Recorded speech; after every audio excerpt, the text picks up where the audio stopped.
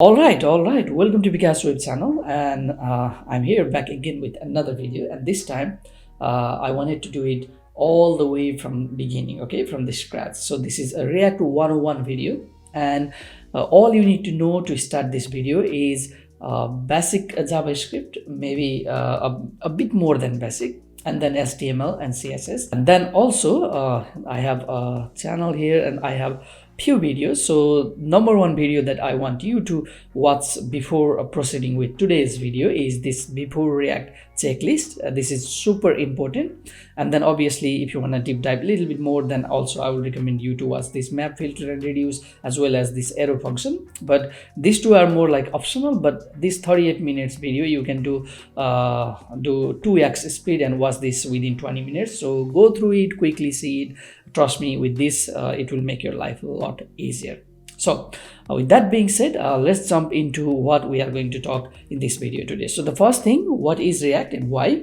And then we will dive into components, and then create React application. So we will create a project, a React project with this create a React application, this command, and then little bit about JSX, and then also how to style CSS inline and external as well as inline CSS in React component or React JSX. And then we'll talk about props and then states, and then we'll talk about lifecycle, different lifecycle that will be almost followed by useState and useEffect, especially useEffect, because we will be mainly focusing on functional component in this video.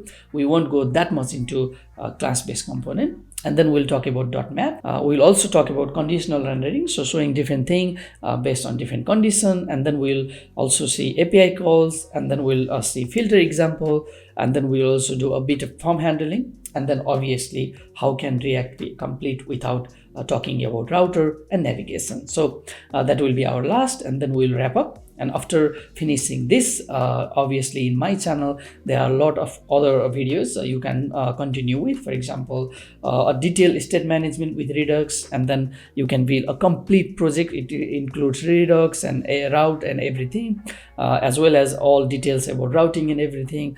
There is also a detailed video about how to make API calls, how to handle multi-step forms, and then how to handle smart way of navigation, search bar filter, and everything. So basically everything what I have in my channel, and plus today's video should be enough for you to be in a level where you can start looking for a job as a junior front-end developer. If that sounds cool, if you are excited about this video, then first thing first, smash the like button. As well as if you are new to this channel, and if you like this kind of content, and if you want to really be a good front-end developer as well as full stack developer and continue with my journey, then feel free to subscribe my channel and also hit that notification bell icon. That way, whenever I upload new videos, you will be the first one to get notified. That's all. Let's start the video.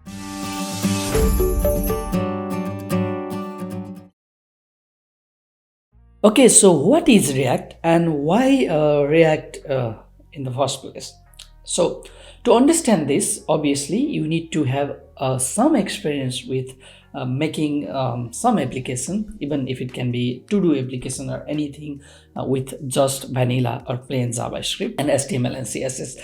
I actually have a video. If you want to follow, then there is this create search bar filter. I have done this in a plain JavaScript or vanilla JavaScript, and then also I have done it in React, and also I have done it in Vue. So from there you can see the difference between React and plain JavaScript. So the whole idea, the whole concept behind React is that it allows developers to create large web application that can change data, that can render new data, and they do everything without reloading phase. So back in the day, when we only had HTML and CSS, we used to reload the page. For example, if you go to different pages, it used to reload your whole website or your web browsers, like inside the tab, and then that way you would get data. But with React or this kind of single page application, nowadays you can do a lot of things and you don't need to refresh the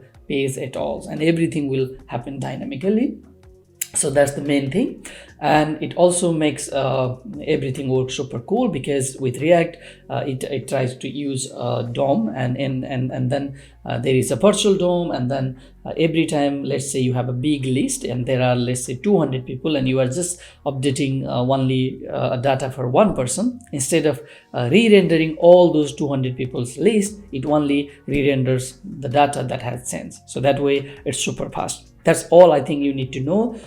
If you want to do coding interview or something, then there can be a lot of other videos about the principle and theory behind React, but that's all you need to know.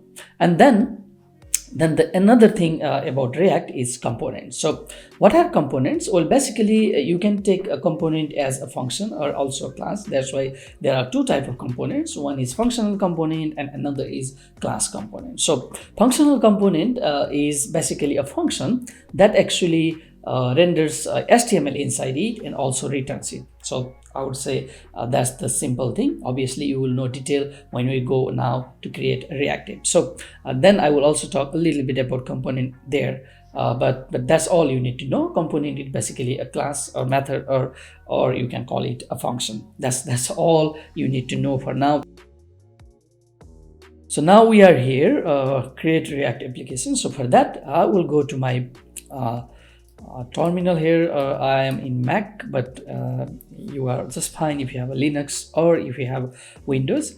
First thing first you need to do, you have to install Node, and at the moment I have Node version 16.14.0 or 0. And how you can do that, just go to Node.js, or you can Google it obviously, and then I'm downloading it for Mac OS. So there is also new version available, but obviously if you are in Windows you will get for your Windows and such. So download it, install it, and then you should be able to do Node and then this -v, and that way you should see the Node version.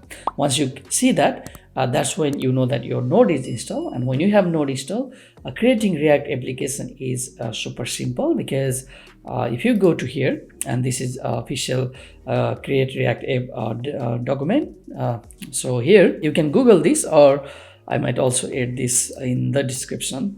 Let's see if I remember. Now it's super easy to start. All you need to do is npx create React application, and then this can be the name of whatever the application name you want to give it, and that's all. And it will create a complete new folder with everything needed to start, and then you can just do npm start. However, in my case I always use yarn, so let's just go and copy this, and then here I will paste it. And here I will just say React 101. That's all we need to do.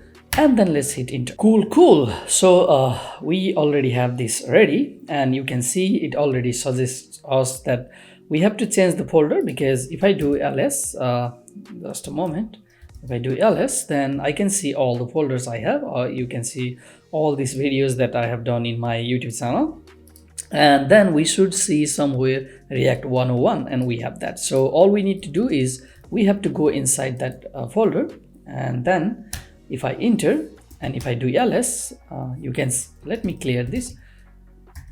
So you can see that we have all these node modules, package JSON and src and everything created. So I have a VS Code installed, and then if you don't have, obviously you can go and install VS Code. It is free. Let's go and search it. So here you have, and I'm doing everything today in VS Code, Visual Studio Code, and then you can download it for your Mac, or you can download it for Windows or any other. So you can see everything here, and it's free and it's super nice. If I just do code inside this folder of whatever React project I want to do it will automatically open for me VS Code.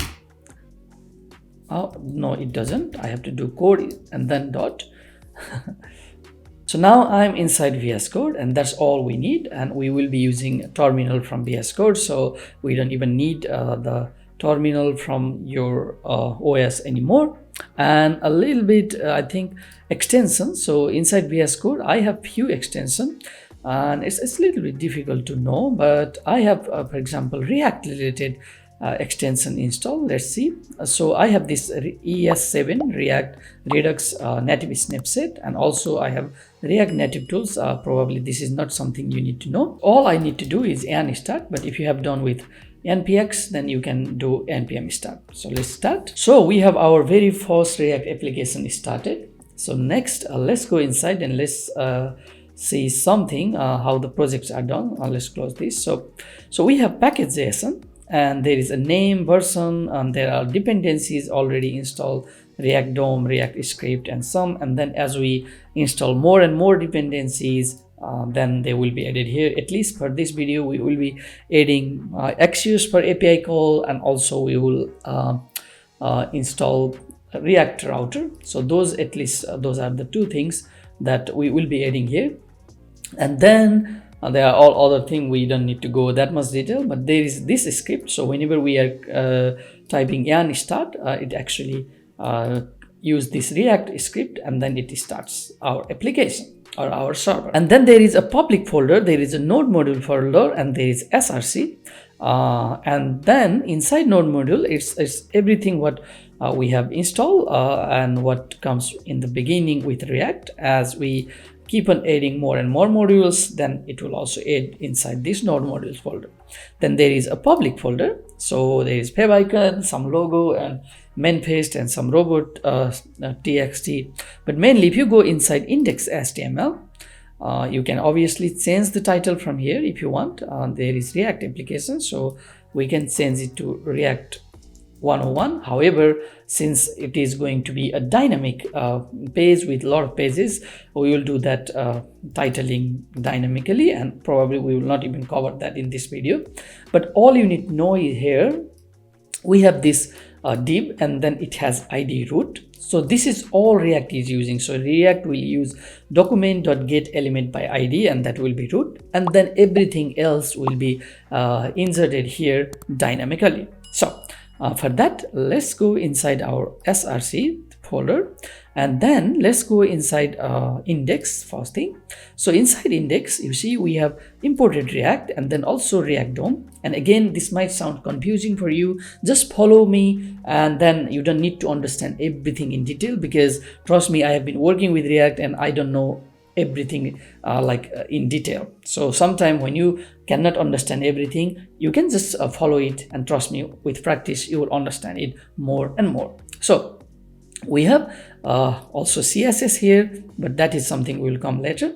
And then only one thing you have to notice here is, you see we are creating a root, and then that root is basically React DOM. So we are using this dot create root, and then we are getting the ID of document.getElementById with the root from our HTML, and everything else there is root.render, and it is rendering things.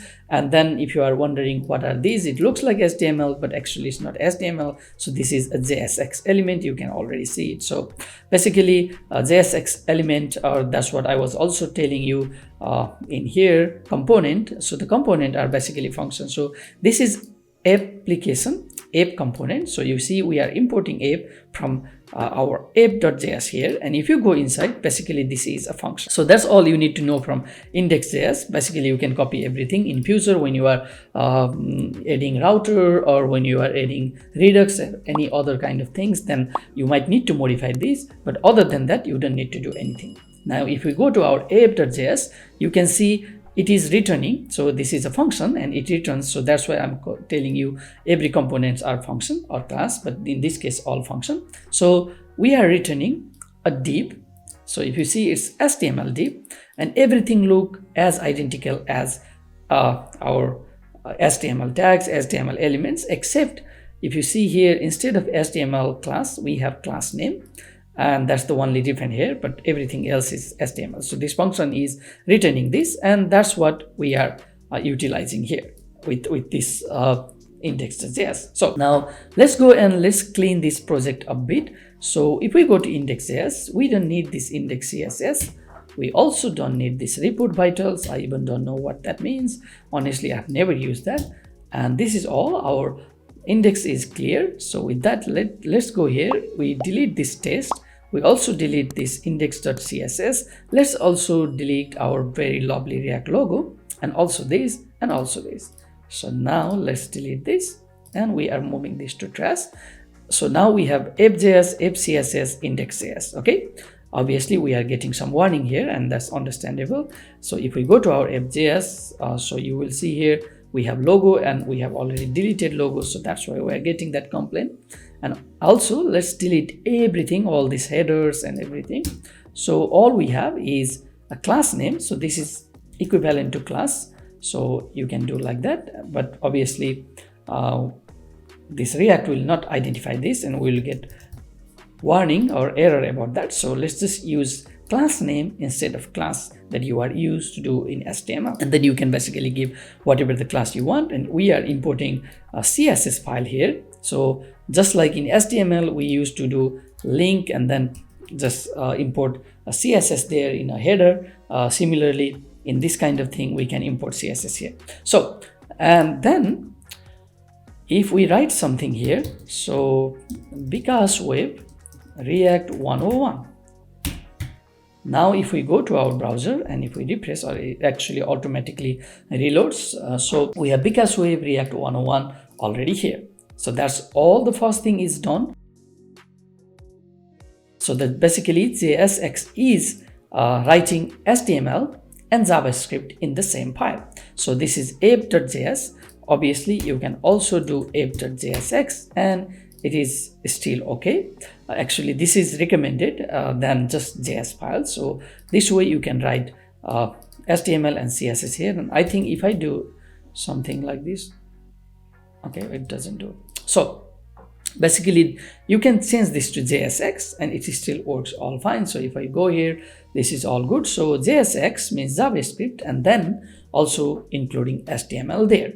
One thing you need to notice, you cannot, for example, do something like this. So if you are going to do another div here, then it says here that JSX expression must have only one parent's element. So whenever you are returning something, you can have a big div here, or even, and then you can wrap this div inside there, and then you can have as many other divs as possible, but there should be always one parent's div. So for example, I cannot write h1 here. Okay, so that's the thing. That's why there is also something called empty tags here, or fragment, or whatever you would like to call it. But you can also do like this if you don't want to give any div or anything, and this way I can add as many things as I want. I can say hello here, and I can also write paragraph, and this is all good. Okay, so now you can see we have hello, we have paragraph, and that's all good. It's almost like HTML.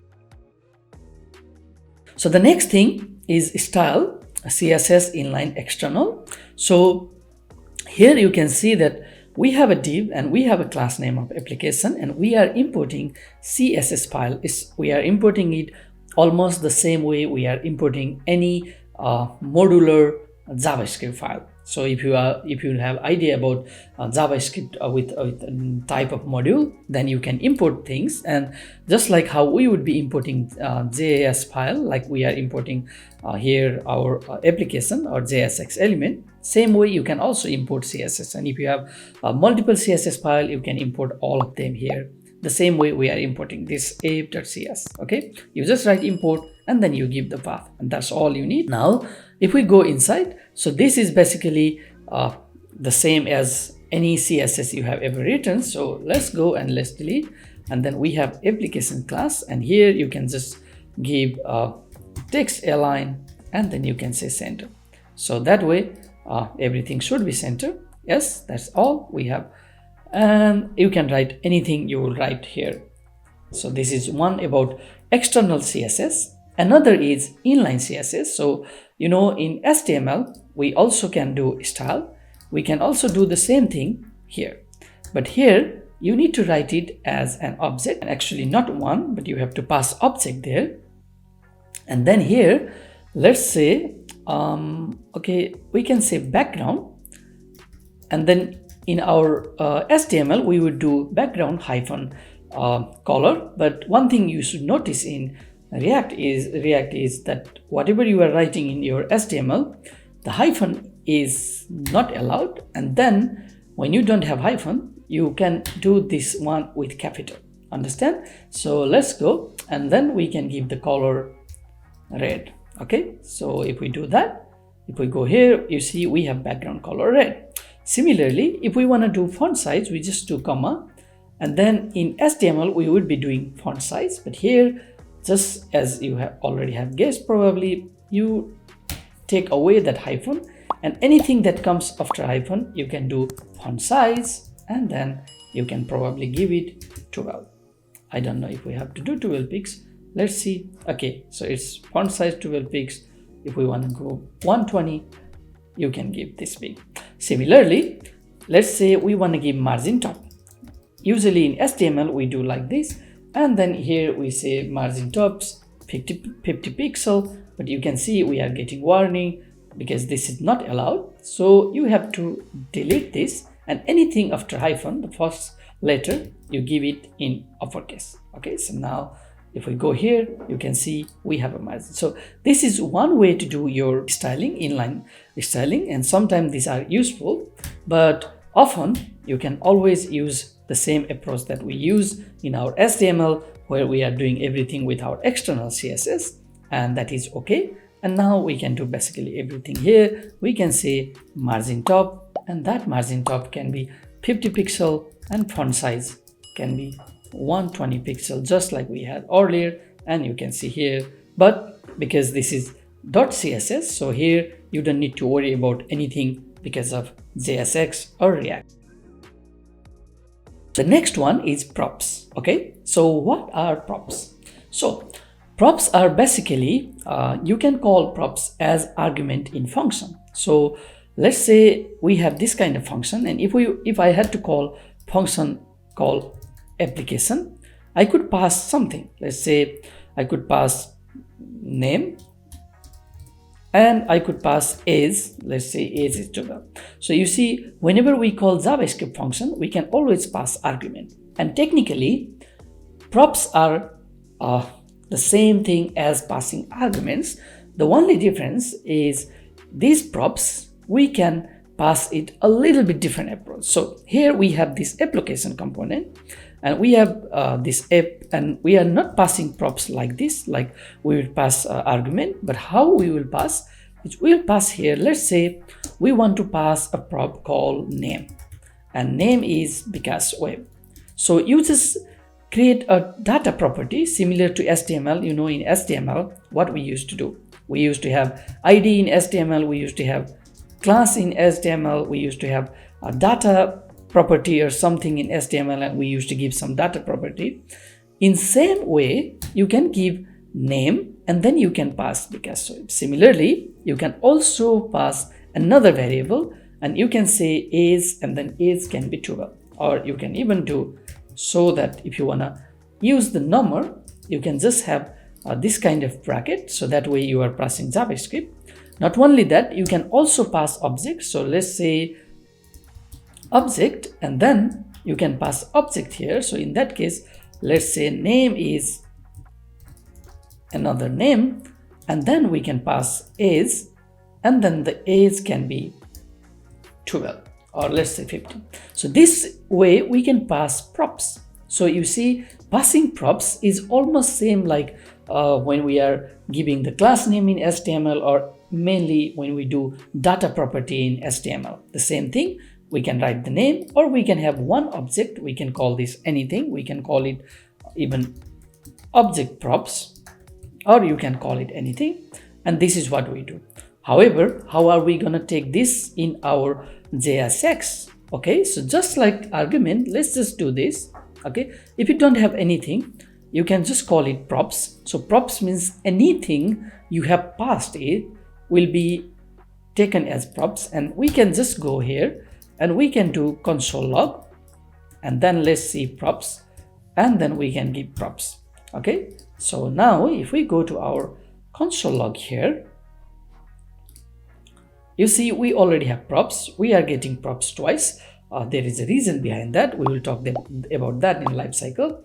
But if you go here, you see we have props age 12, we have name, and then we also have this another property called object props, and then there is also name, and then there is also a age. So either you can pass one by one, but in most of the cases where you have a lot of data to pass, obviously you are not going to write everything here. Let's say you have 20 different things to pass. Obviously you are not going to write name, country, languages, and so on and so on. So in that case, probably you will pass one property, and then you can pass everything inside that. So it can be an array. So just to test, let's say we can pass an array here. So here array 1, and then also inside array we can have object of array. So let's say and if we go here, and then if you see, we have object, and then inside object we have like array, and then inside another object we have. So you can pass object, array, JSON, whatever you like as a prop. And then how are you gonna call this prop? Okay, so one way is that, and obviously you can also destructure it. So let's say, and this is more about JavaScript rather than anything about React. So that's why I am telling you that you need to know how to destructure thing and all this in your JavaScript experience already. So now from the props, what we can take age, name, and object props. Okay, so let's do age, name, and then the name should be exactly the same thing whatever you pass. If it would be TypeScript, it would already give us the type definition. So this is what we are using. And then instead of doing console log props, we can say console log name, and then we can use name here. So now if we go here, you can see I have the name Bikash Web. And the same way, instead of saying welcome to Bikash Web or React 101, I can also say dynamic name.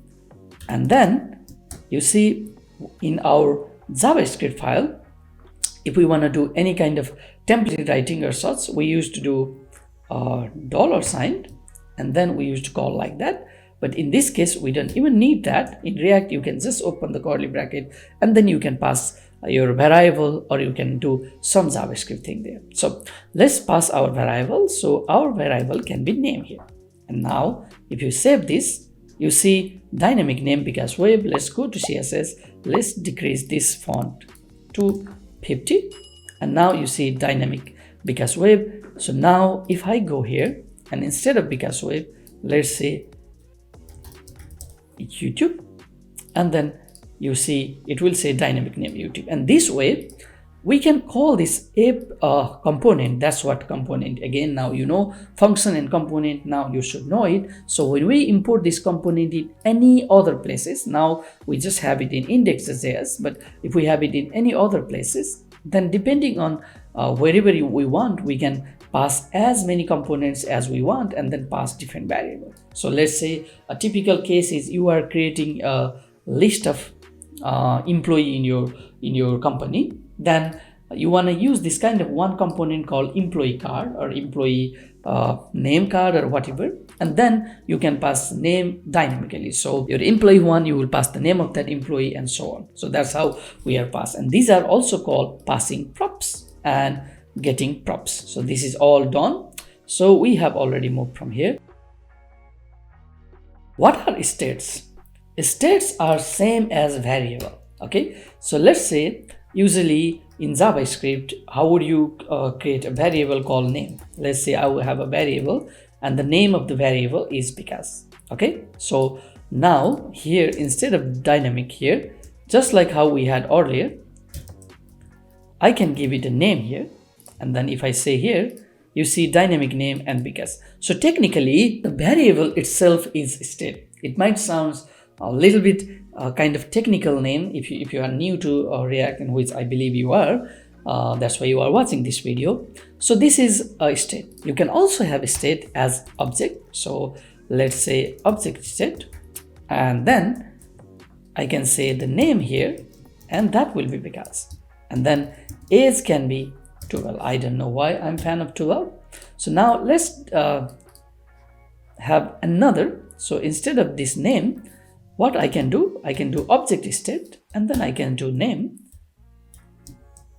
Okay, and then I can say an age, and then I can have object state.age. So now if I go here, you can see dynamic name is because age is 12, and obviously if I change something here, it will also reflect the change. So state are basically same as variable, except in React, let's say, so I want to have some form somewhere and I want to change this name. How am I going to change? Well, I can change it before something starts. So for example, I can say object state dot name, and then here I can give YouTube. And now, although I have Bikas here, but I think YouTube should be there. You can see the YouTube. Okay, this looks good. However, as I already said in React, we want to update states and it doesn't refresh the page or anything. So that's why this approach might not be the good idea. And that's why there is a concept of state and updating state and handling state.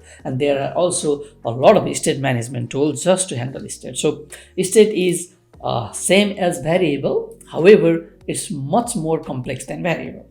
For that, I have to introduce a little bit about class-based component, which we haven't gone. So in function, we have a function, or obviously you can also change it to arrow function, and then we are returning it immediately. However, this is an example of class-based component. So you can see it is a class, and this is the name, just like we have the name of our application here, app.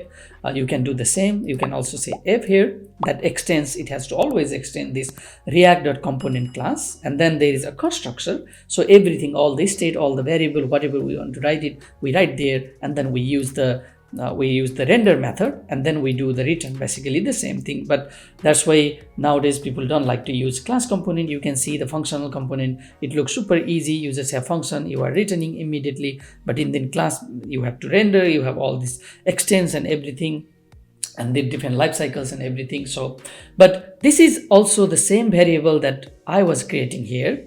However, the good thing with this kind of class base is, you know, that in class or object class, you can always have a setter and then there is a getter. So you can always update the setter value. Okay, so that's the thing.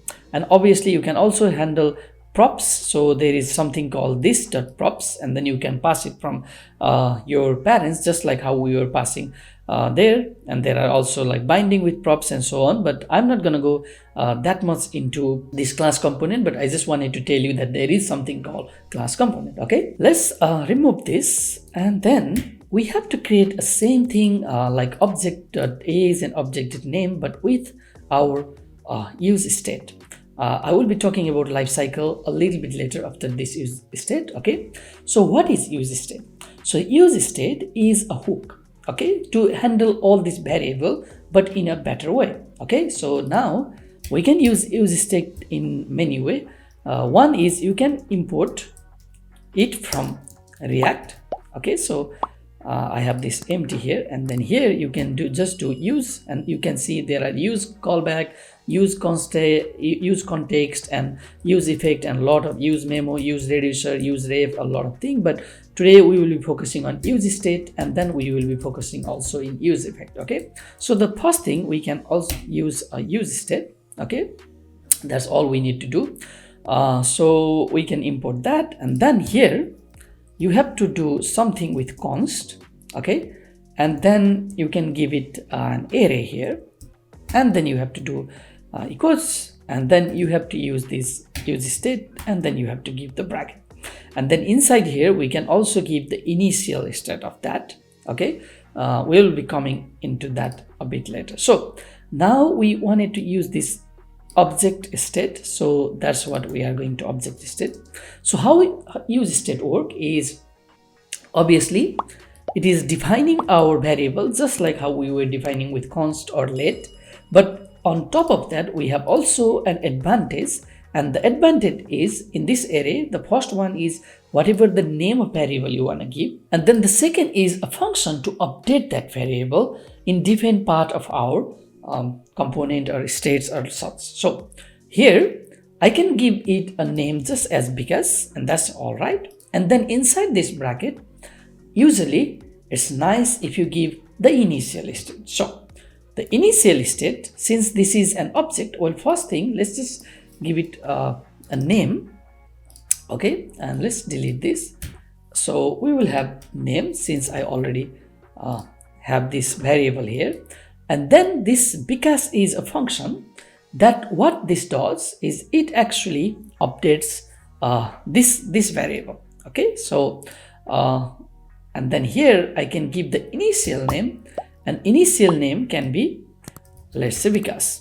And now if I go here and if we go to our code, you can see it's almost the same as our previous way of declaring the variable. However, now we are using this useState hook, and under the hood what it does, it also defines the name of this variable, saves the initial state, that means whatever we are defining initially, and then also give us opportunity to update that value. So what does that mean?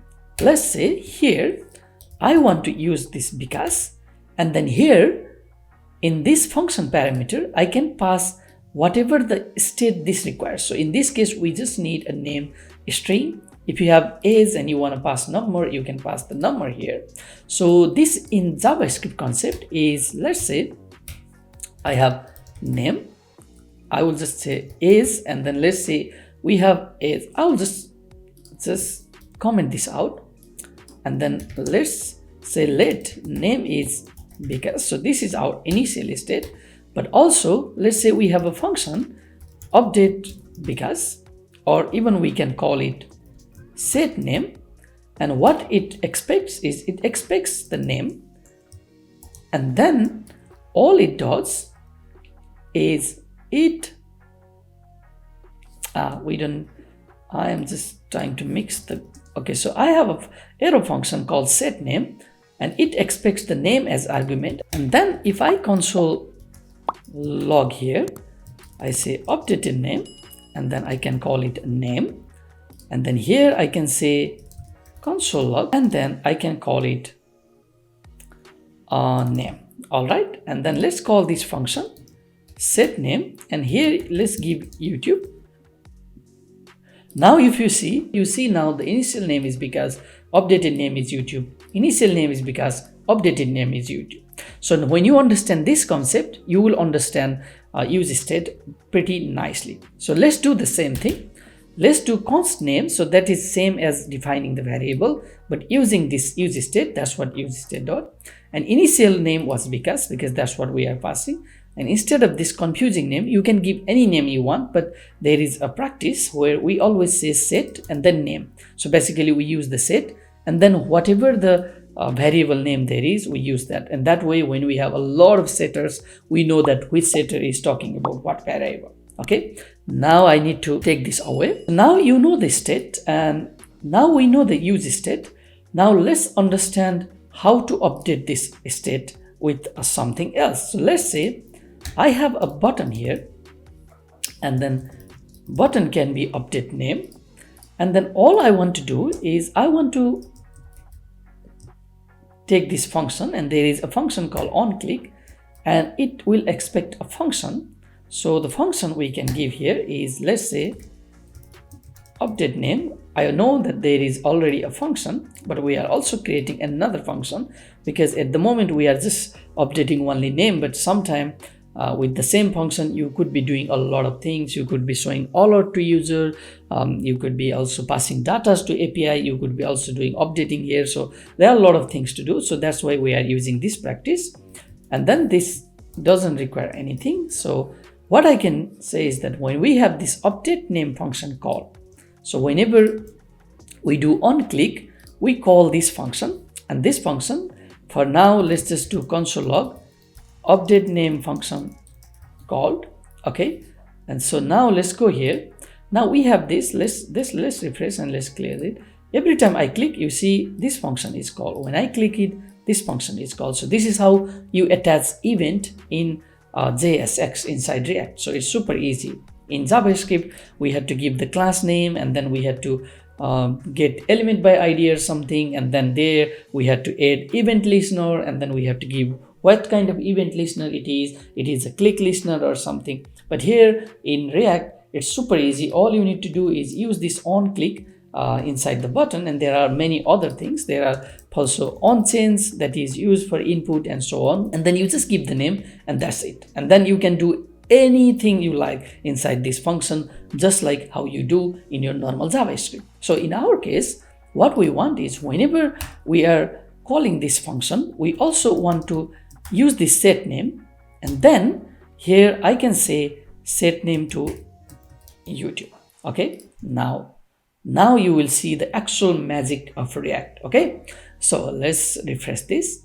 Now when I click this button, what happens, this function will be called, and this function also calls this setter function. And what setter does is it actually changes whatever the variable has initially. So initially we had because, now we will get YouTube, and then this should also change without page being refreshed. So let's click, and you see we have YouTube here.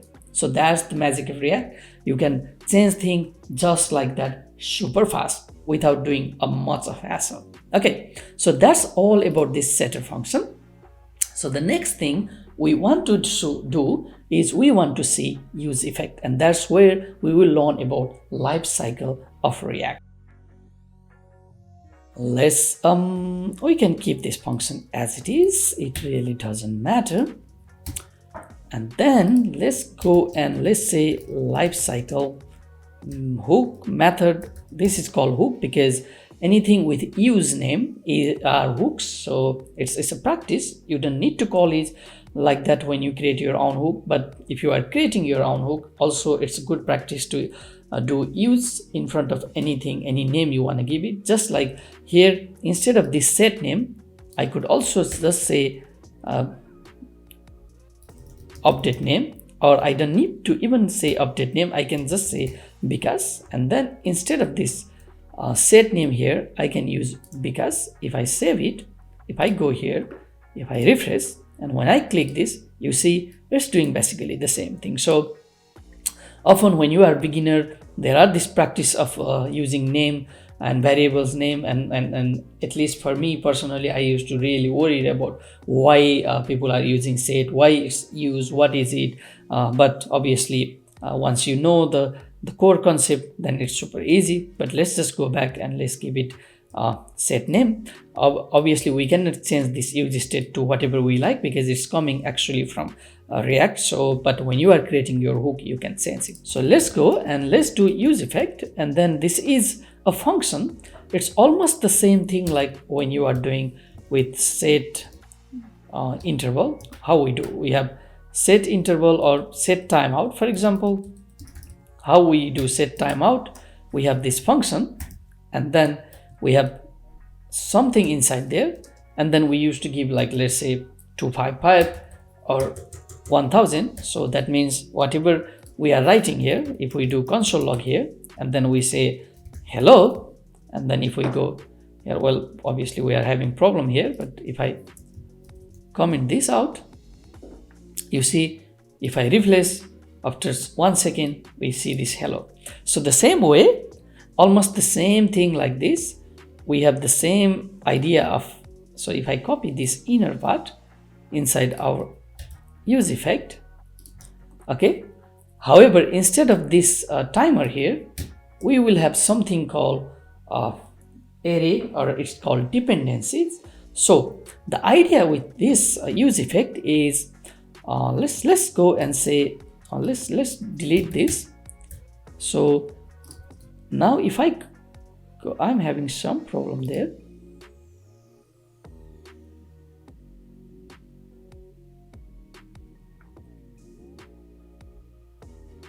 useEffect is not defined, obviously, because we need to import that first, and let's import it. So now we have useEffect, and you see, if I refresh this, hello is printed every time the page loads.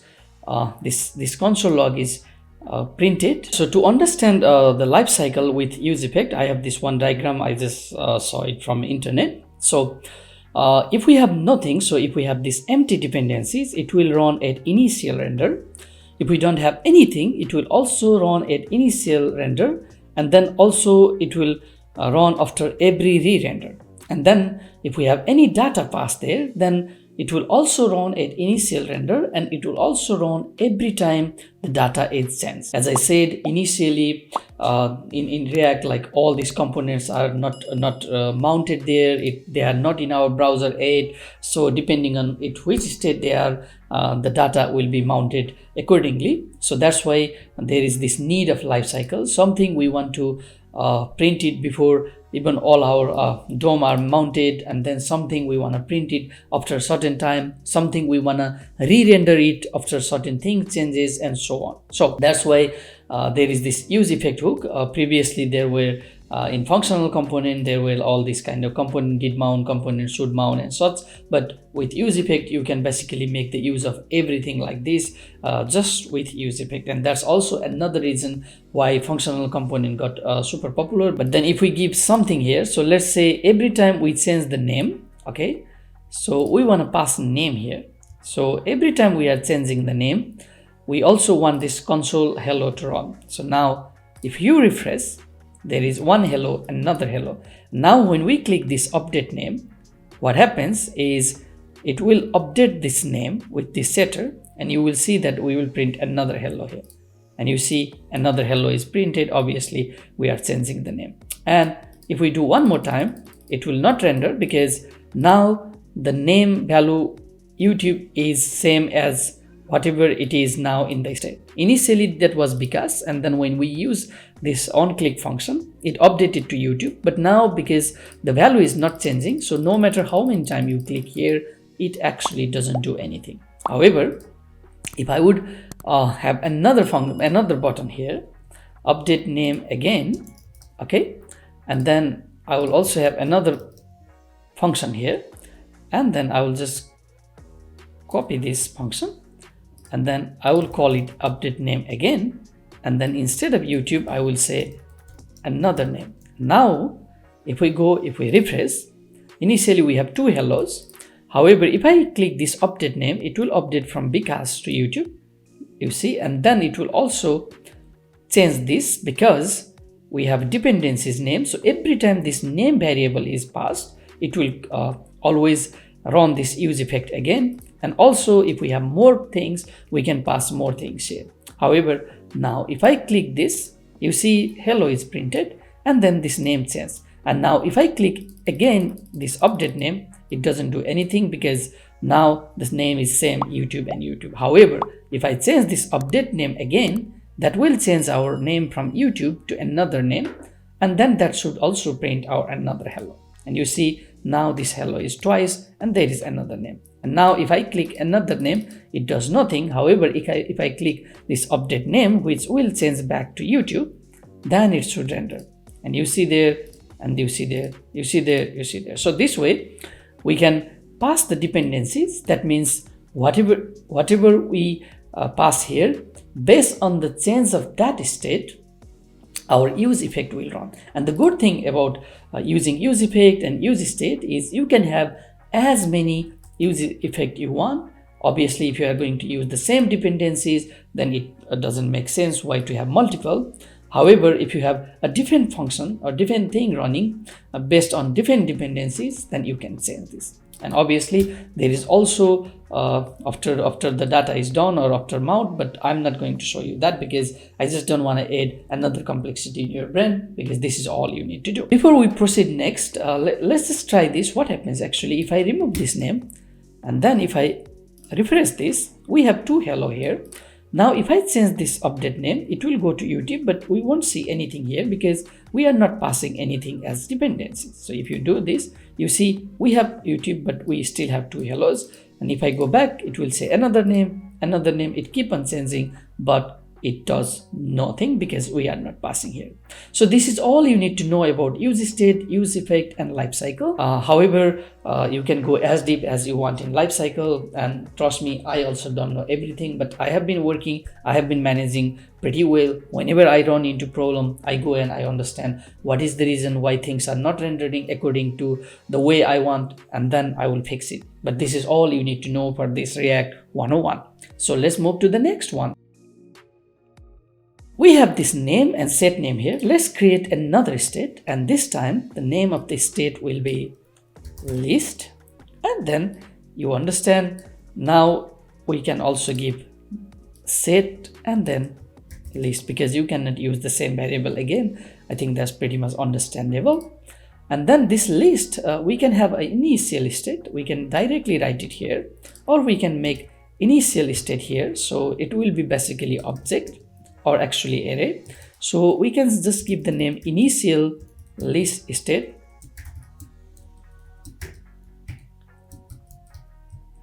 And then we can give the list. So the list will be orange. So this will be the list of fruits, apple, and then banana. Obviously, you can write anything. And again, as I said, we can copy this, and then here we can directly paste it. This is also okay, because we want to give initial state. Or we can actually even not have anything in the beginning and have empty array as a state. That is okay. However, I like this approach, that I would like to define it here, and then I would like to pass it here. And this way, the benefit of this is, let's say, just like how we are updating our name with YouTube and Vikas and another name, if in some cases we want to reset it back to initial state with some button, then I can just pass this state again there instead of rewriting everything there. So that's one case, but obviously you can come up with many other cases. So we have this initial state which we are passing here, and then we have the list and we have set list. What we can do next?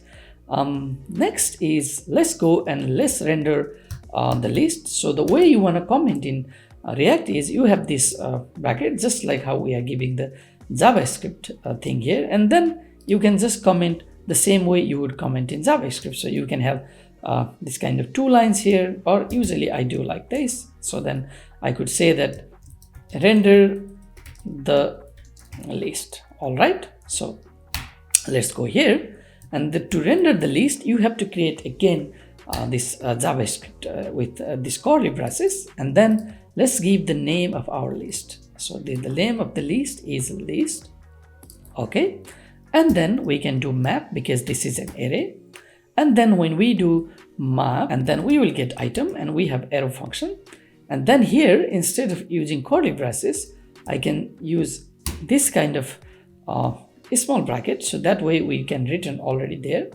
And then here inside, we can write again any JSX we want, just like HTML. So let's just give S2 here, and then we can give the name. Obviously, we can give a name from our item. So item is the name, and if you just write item, it will write it as a text. However, if you write item inside this bracket, then it will use this variable. So we are basically looping it, and obviously we will get one warning, and that's what I want to show you. So let's go here, and if I refresh, you see we have orange, we have apple, and we have banana. This is all good. However, you will see something here, and here it says each child in a list should have a unique key prop. Okay, so the reason of that it is because React needs to know. Okay, at the moment we have orange, apple, and banana. Let's say from this list, just like how we were updating this, let's say if we just change the name of this banana to, let's say, banana or something, then React wants to know which item was updated, only that item. So that way it only re-renders only that part of it and nothing else. For example, if we go and inspect, then here you see we have this S2, we have this S2, we have this S2. So it makes no sense when we are only updating banana, it also re-renders all the files of orange and apple or whole list. It makes no sense. It will be way better and easier and smoother and faster if we only render only S2. And for that, React needs to know which one we are talking about. And that's why it expects some unique key props.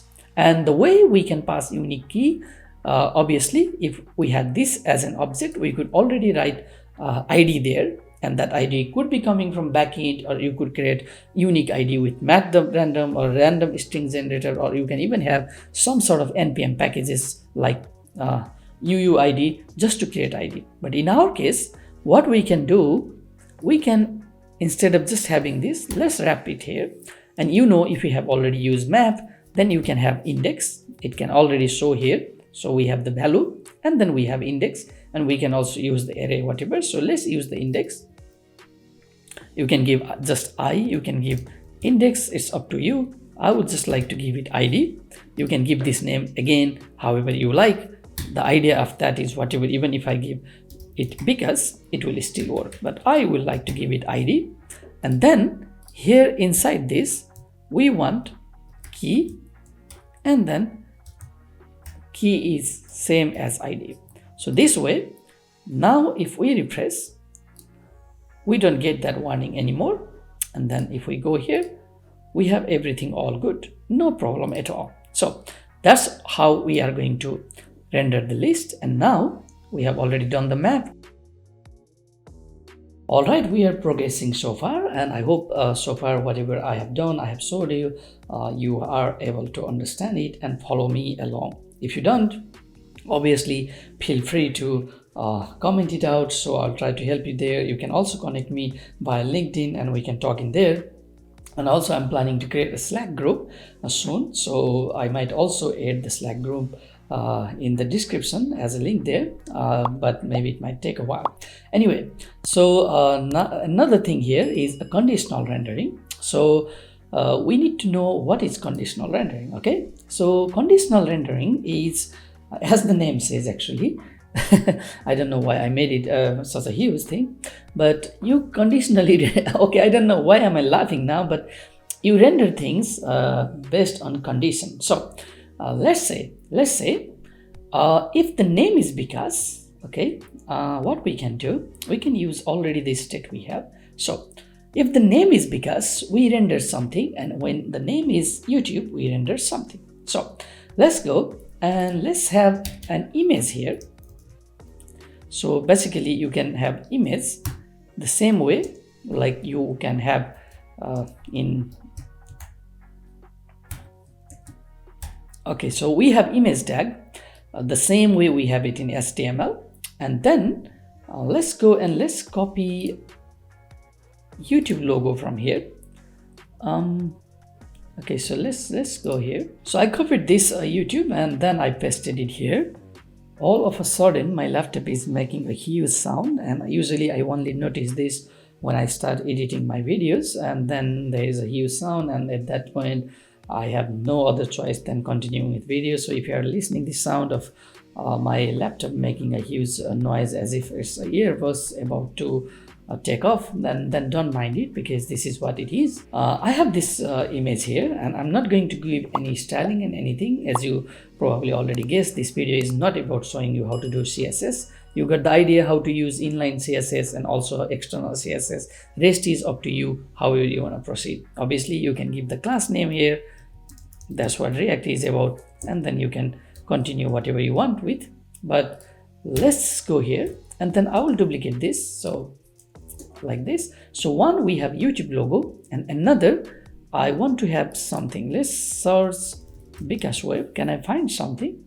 Okay, so there is a Bikash Web logo here. This is in proper form. It doesn't look like, let's see. Let's go to our page here. You see we have Bikash Web and we have YouTube. That's good. However, we want to only show these conditionally. So if the state is because, we want to show Bikash Web, and if the state is something else like YouTube, then we want to show the YouTube logo. Okay, I can say if the name equals to, so it's almost like using if. And by the way, I already have this video what I was telling you this before React checklist. So if you watch this, there is a template string, there is this conditional rendering and so on already mentioned there. If the name is same as because, if that's the true, this what after this question mark goes the true condition. Okay, so the true condition can be,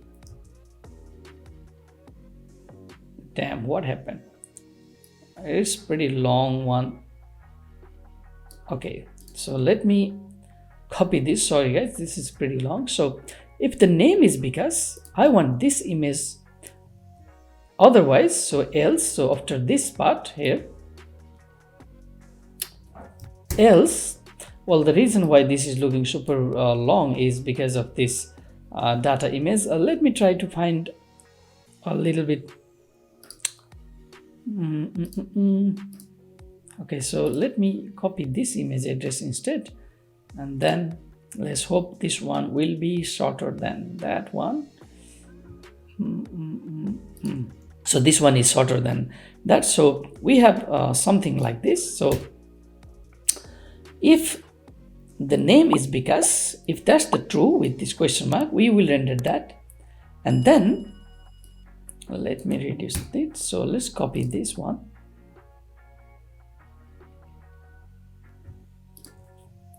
Actually caught it.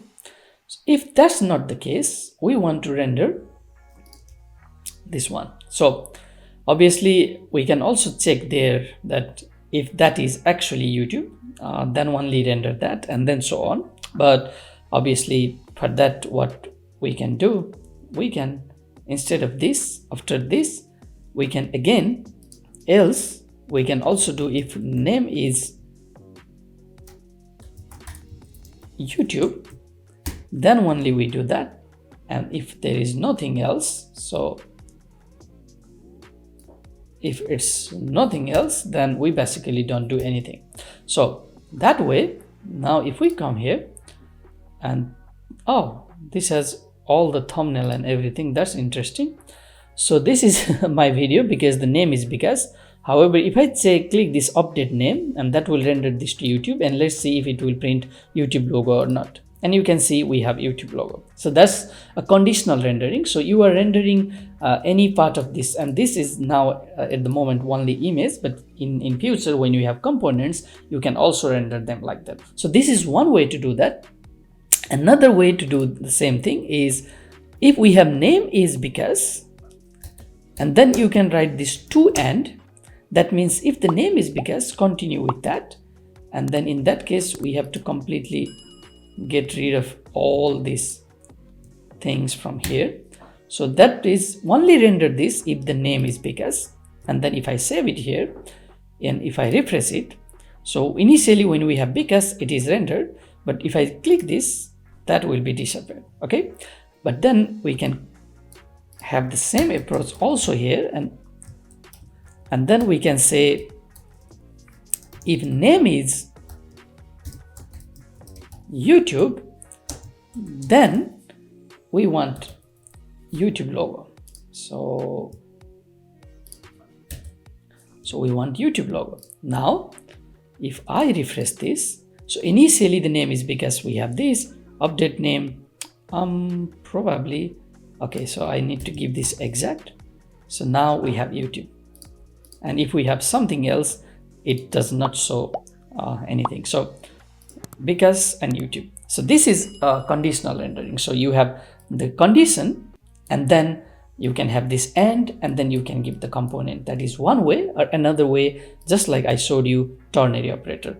Ternary operator is good when you have a small components, when you have only, let's say, 2 components, 3 but if you have to do some big logic inside there, then usually I prepare this option. So it's up to you, and also in your situation, which one fits the best. All right, so we started from what, why, and then we did all this. And also this is time now for us to get a little bit more practical, because until now I was just showing you a little bit of concept about what are these things, what are useState, what are sorts, and probably in many videos you will not even get it in that detail. However, I wanted you to understand it, and obviously I'm sure there are a lot of confusion you have, a lot of questions you have, and what I will say, you just need to sometimes trust yourself, and then just keep on building more and more projects. So that way you will learn the practical cases, because just for the basic, for the sake of basics, these are enough. Okay, I know in interview people ask what is DOM, what is DOM manipulation, what are life cycle. There are a lot of deep level questions. Sometimes I even though I have now few years experience in React, still I don't understand myself. But in practical case, practical life, where you are actually developing some project, when you need to know and when you need to understand about life cycle, and when you need to render something in different phases of DOM rendering and such, you will understand it, you will search for it. Okay, so understanding everything in the beginning without even knowing the edge cases. It's almost like trying to understand the scenario in France or Paris without actually going there. But once you go there, you will talk with people, you will navigate through. So that's how I believe. Different people have different way of believing. Some people want to do everything from the scratch and then understand all the basics, then only jump into practical. But somehow that doesn't work for me. So that's how I'm also dealing with it. Okay, so enough of chit chat, enough of theory. So now we will be dealing with API calls, and we will also filter some data that we are getting from API calls, and then also we will do a little bit of forms, and then finally we will go in router and navigation. Okay, so for the first part of that, let's create a few components, because as I said, React is all about components, and so far we have only created everything inside our app component, although I gave you the idea that components are actually functional or class based, so they are basically just function. In this case it is a function application, and then I already showed you the argument and everything. So to make the remaining part exciting, let's start creating more components. Okay, so I would like to create more components, and for that let's also talk a little bit about folder structure. You know, in React, it's a good practice to follow a better folder structure. So usually what I do, I have a folder called pages, and then I have a folder called components. In this case, we don't need to talk about pages. Let's create a folder called components. Okay, so everything we need to deal with, we will put inside this component folder. And also, it's a good practice that whenever you are dividing your React project, you have to make everything into component as much as possible. Okay, so what it means is almost talking about functional programming, that the idea of one component should be to do one thing. Okay, so instead of doing everything inside application component, what we can do, we can have, let's say, a card component. Okay, so component is again the same thing. You can just write JSX. So we have a card component, and we can just write a function here. So just like how I write function, I can give the same name as the name of the file, card, and then this is an arrow function, and we are not expecting any props or argument here, and then this is all. Obviously this is not enough, so if you go here, it has something called a return, and then we are returning something like that. So we can also do the same thing, return, and then at the moment let's just do card. So this is all our component. You see, this is a component. We don't even need to create this in a separate file. However, as we have more and more steps in that component, it's better to split them. We can basically just write this card component inside here. So let's go outside this function, and let's call it card, and then let's use this card somewhere here. Okay, so after our list here, so let's have render card component. And how are you gonna render the component? You have to just do the same like we do with tags, but you start it with capital, and then you can do the self-closing. Obviously it's not necessary, we can also do like that. And now if we go here, we will see this card, and then if I go here, and then I can write this to, let's say, S1, and then I say card component. Now when I go here, you can see it's a card component.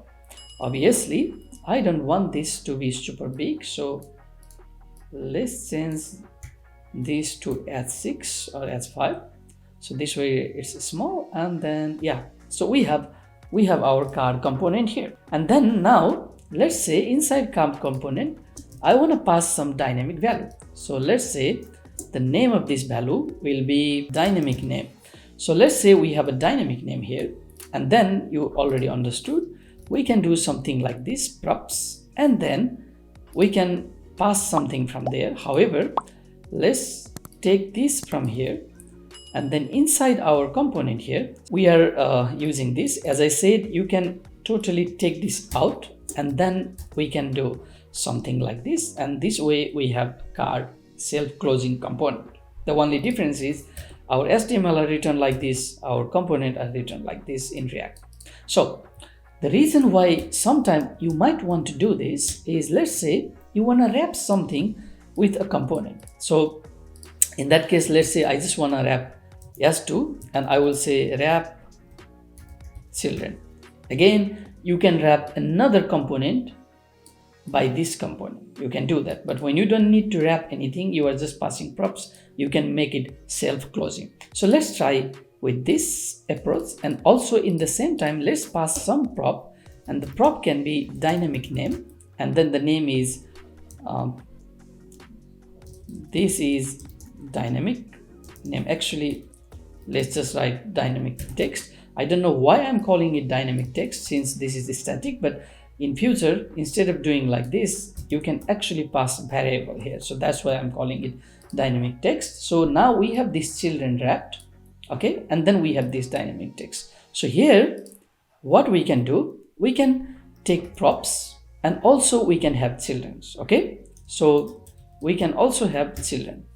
I'm not so sure. Let's just go here and let's do console log. That's our friend.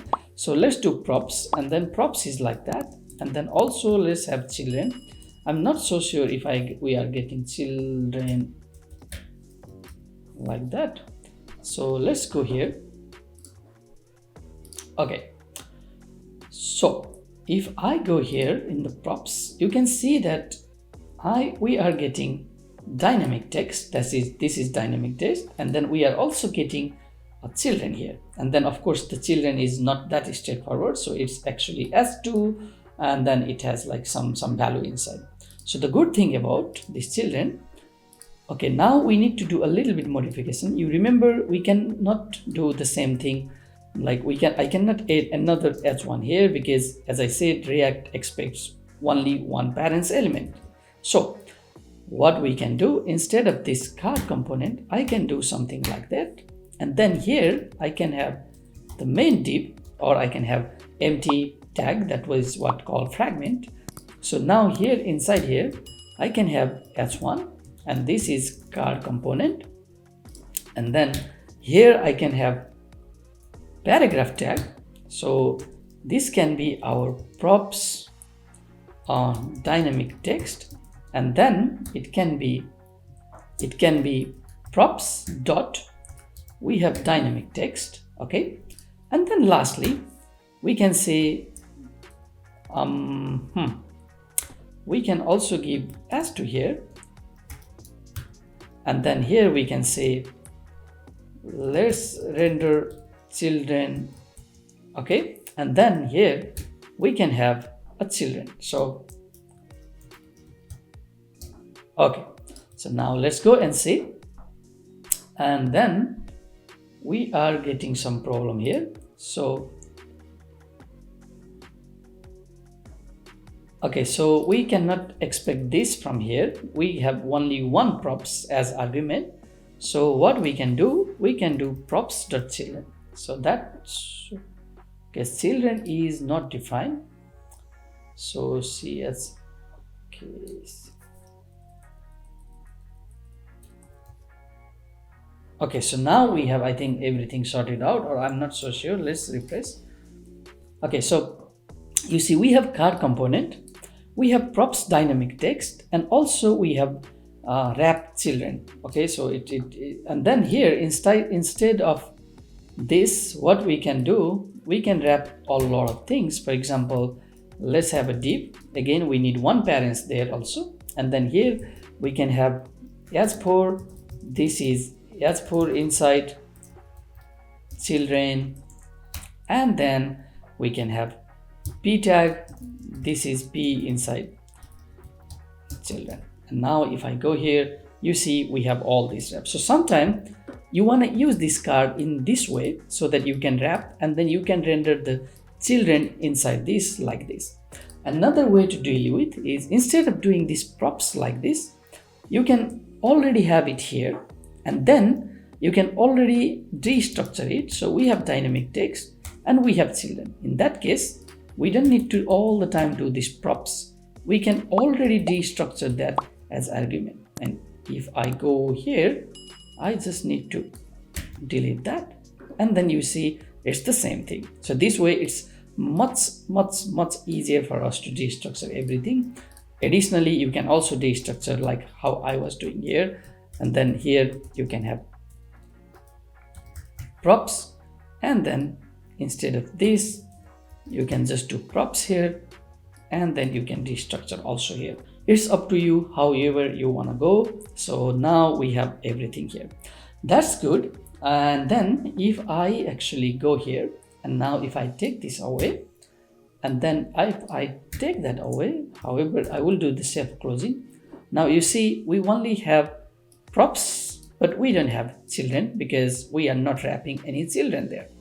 Okay, so that's all good. However, let's try to cut this and then go inside our card and then paste it here. Okay, so it's basically the same approach, it's just in a different file. And here now if we save it, we will say that this card is not defined, and obviously we need to import that. And also importing has some sort of fraction. And then I usually leave one space, so I give one enter, and then I import all our component. Okay, so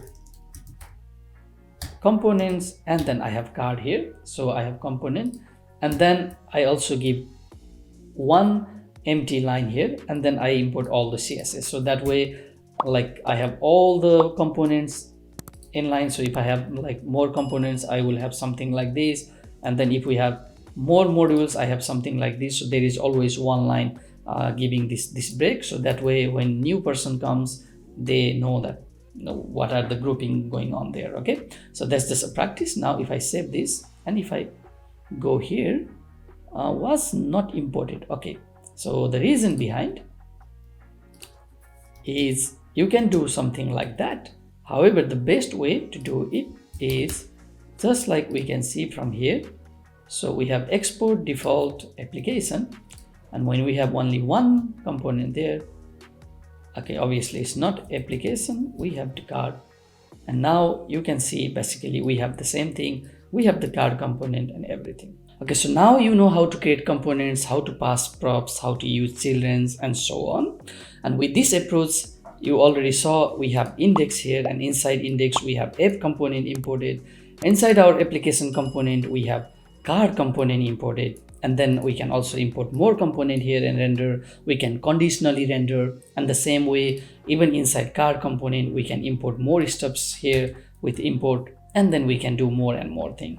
Obviously in real practical case, how I do is I actually even create a folder called card, and then I will do component or something, and then inside here I will put the card.jsx and also card component.css file or something. So the idea behind that is in future if you have to use the same component to some other your application, all you need to do is just copy this folder which will have this card component, also it will have CSS for that, and then if you use that in your other application, and all you need to do is in another application just import that card just like how we are, and then pass whatever the props that card that component is expecting. And that way despite the fact that whatever project you are working, maybe sometime the CSS and variables and such for that project can be different from another, but in theory it should work just like as it is. So that's all. Let's delete this folder because we don't need that at the moment. I just wanted to show you what I need. And with this now we can go finally back to API calls. Sorry, I just wanted to show you about components because although it was already here, but maybe that time the idea wouldn't be as clear as now. So I thought this was the right time. Always whatever you plan, it doesn't work the same way you plan, so that's very normal. Calling API, there is something called JSON placeholder. Okay, so there is this this website called JSON placeholder, and then here you can try different type of API calls. So we have post, we have comments, we have photos, and so on. So let's see, do we have photos here? It's trying to show something, and also I have some JSON process. Okay, so we have this, so we can use this as our card. This is one way. So let's render this photo. Okay, so there is a way to fetch this. Obviously we can do this also without Axios. We can just fetch it like this, and this is totally okay. However, I would also like to show you how to install new npm package. So let's go here and let's just call Axios, and then so here is Axios, and you can do npm install Axios, or you can do add Axios, and that's what we will be doing. So let's go here, and then in our terminal, let's cancel this for a while. I'll clear this so that I can just copy paste and then do Axios. And now this is the time to see. So at the moment we have only these dependencies, and now when I install, it should go here. So let's do that.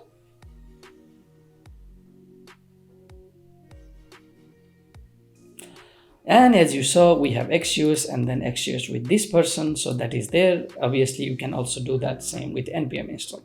Now let's go and let's start our project again, and start or npm start, and then in Axios we can see how to do Axios requests. So Axios are used for making API calls. Usually it's better to do a lot of other things. There is already fetch. If you just wanna fetch quickly, which we will be doing now, you can just use this. You don't need to install anything, it comes automatically. However, in this case, I would also like to show you Axios, so that's why I'm doing that. So but for this project it's not necessary. And then let's just go to example, and then there is Axios. So we have to do Axios with Axios, or we can just import Axios, so that is also possible. And then you just have to do Axios.post, whatever the path and so on. So you will see that. So let's go, and then let's go to our application here. So here we can also create another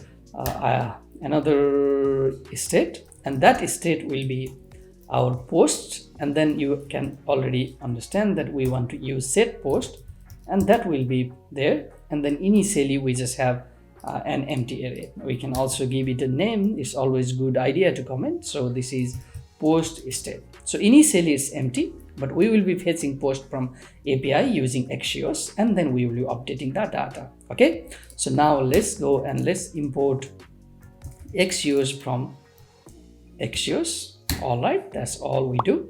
And then we will use another useEffect.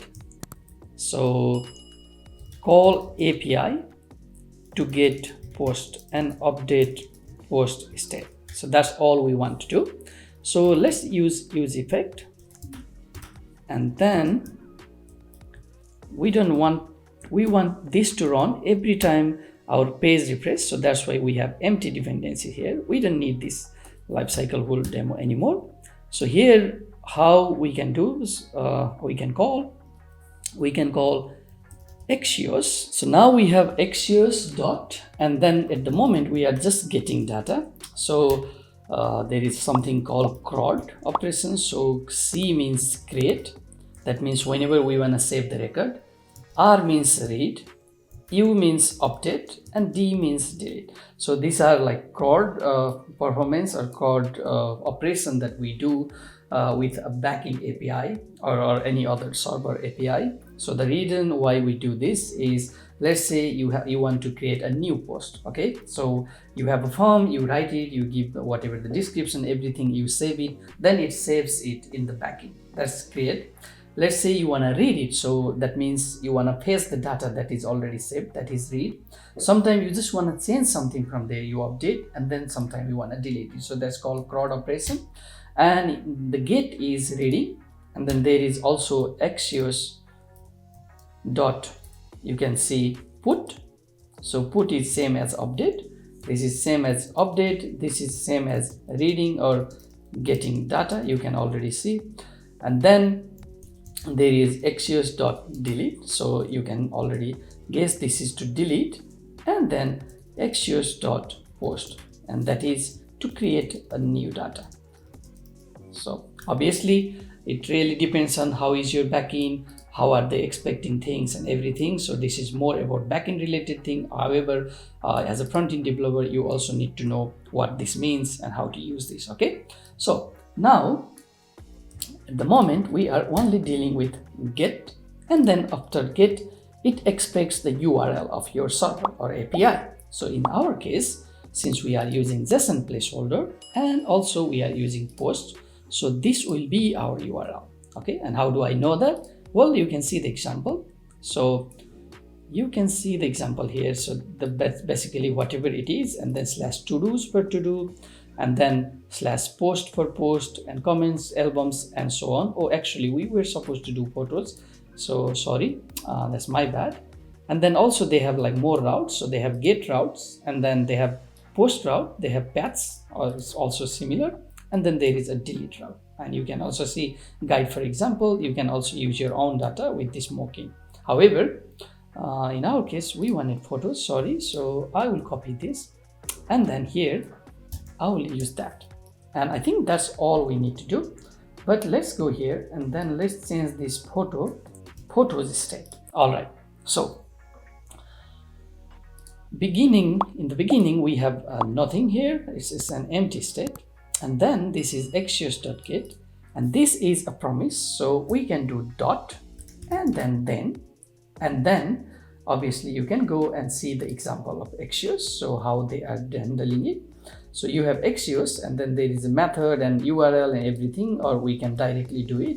And then we are getting response.data. So this will return us response, and then that response we can console log response from Axios, or that API call, and then let's just do res. We can also call it response, you can call it just R, it's up to you.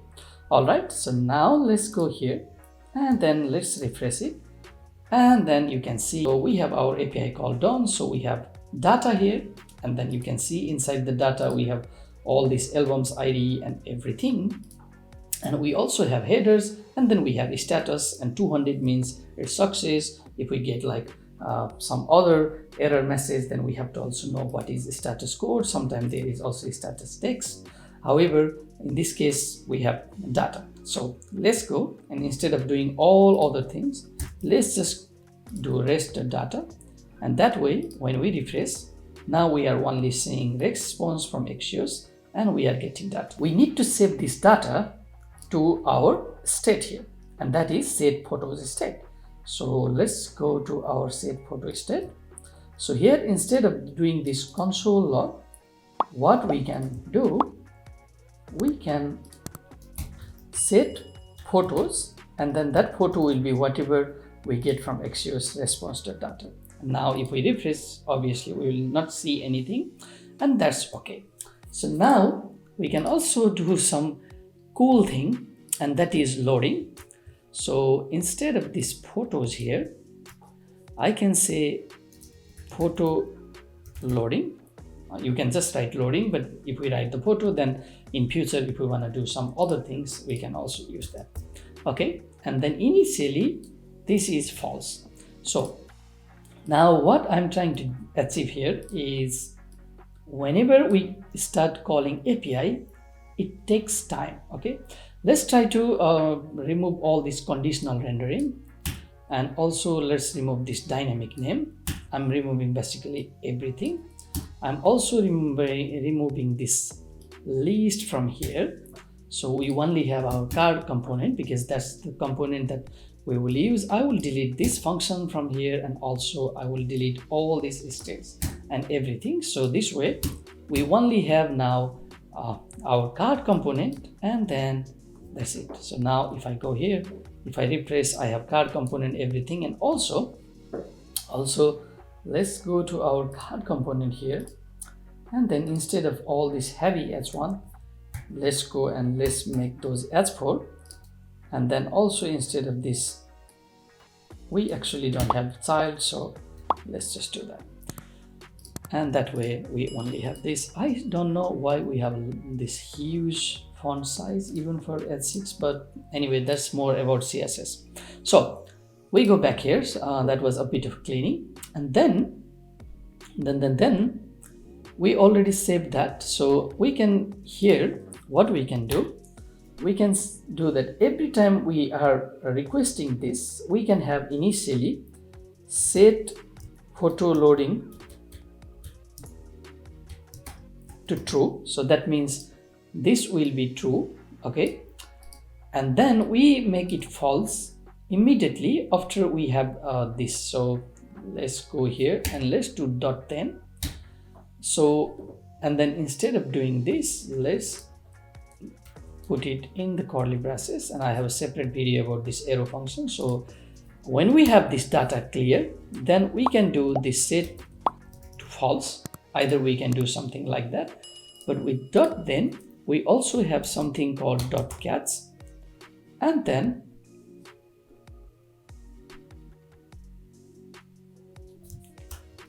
this has error, and we can also here do something that we can do set photo loading to false. So whether this succeed or whether this fails, we still make this loading false. And then in case of error, we also want to see error, and that will be console log. Here you can also do console error, and then at the moment it does nothing because we are actually not using it. Now this is the time that we want to use, and let's render the photo here.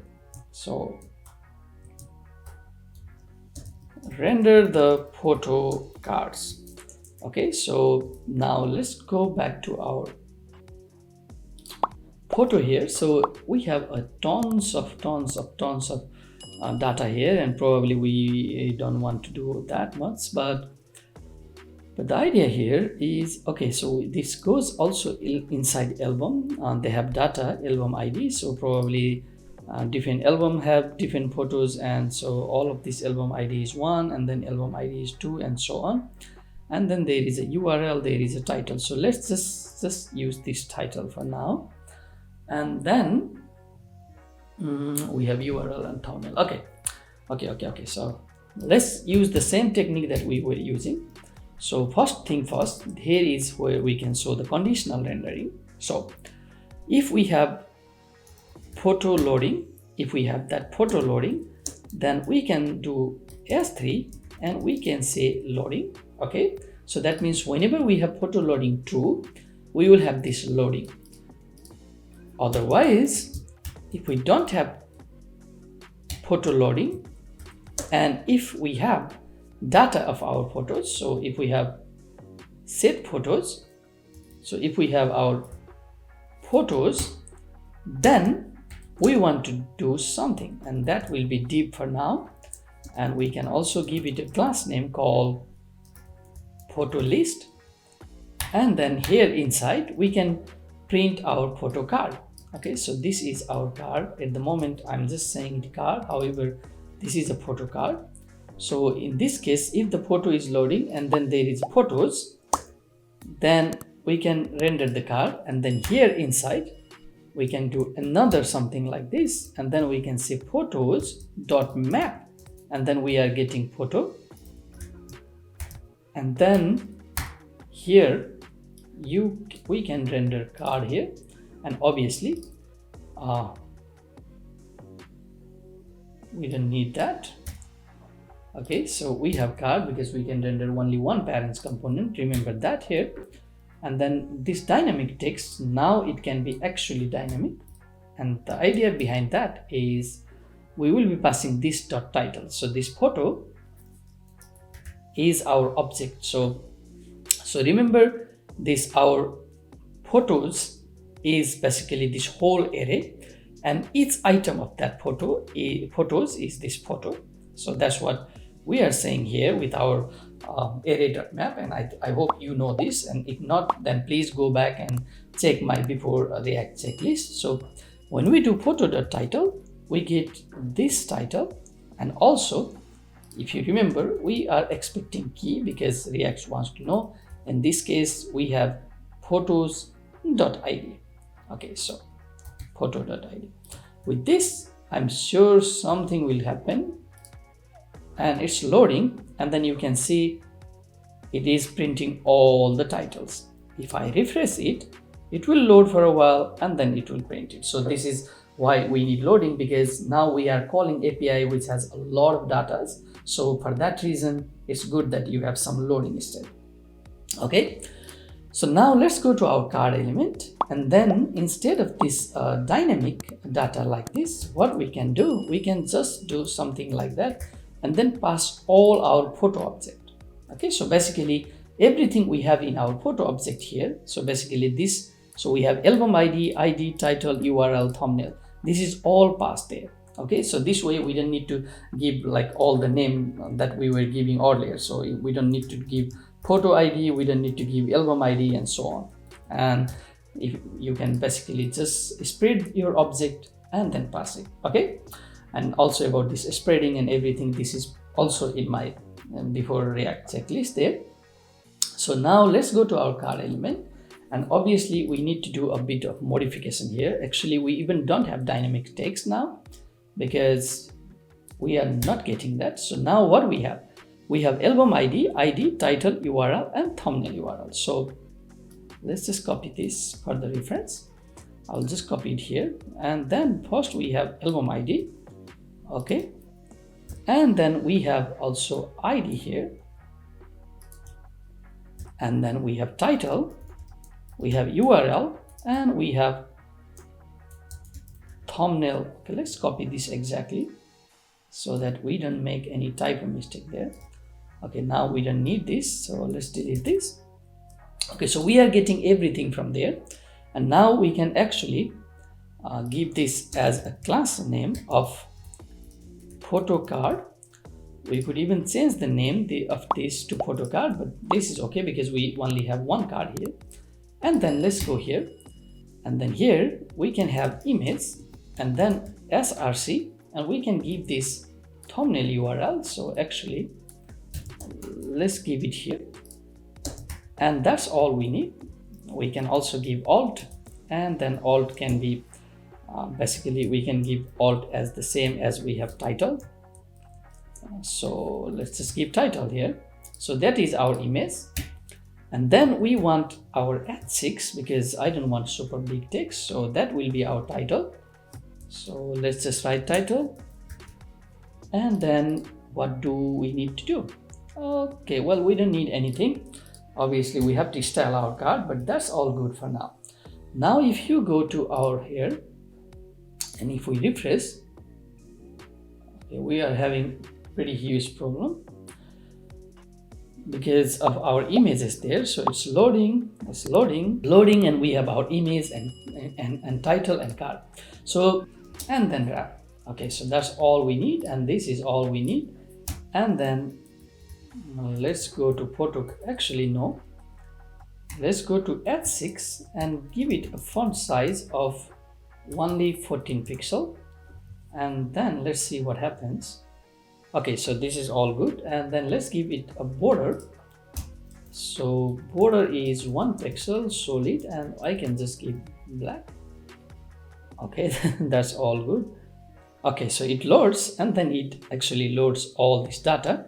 So we have our API call done, and with the same approach, you can also do other call. For example, we even don't need useEffect for other call. Let's say if you want to remove it, you just need to call const handle remove, and then you have to pass what the ID you want to remove, and then probably you can do Axios dot delete, and then you have the URL, how to delete that. So maybe you want to use this template string, so like that, and then you have to use something like that, and whatever ID you have passed, and then it will probably delete it. So if I go to JSON placeholder, if I go back here, you can see that there is delete, so post 1. Similarly, if you do that, and then it will just give dot then response, and when the response dot status is 200 or something, you can say that successfully removed, and then you can attach this handle remove as a function call on. You can pass also the function. Let's actually try to do that because that's actually important. So let's just do this, and then let's just do res, and then console log delete res, and then let's pass also function as a prop. So just like how we can pass other thing, we can also pass function. In that case, we have to go to card, and then here you can use on remove, and then what we can do is we can have a button here, and then button can be delete, and then we can say on click, and then we can call arrow function here. Obviously we can also create an external function like we did earlier and then use it, but or we can already have arrow function here, and then I can call this parents function, and then I can pass the ID, and I already have ID. So this way you can call actually parents function and do something in parents, but that is a separate video, so I don't want to do that here. And then now if we go here and if I refresh, I see, so we have delete, and let's click delete. What happens?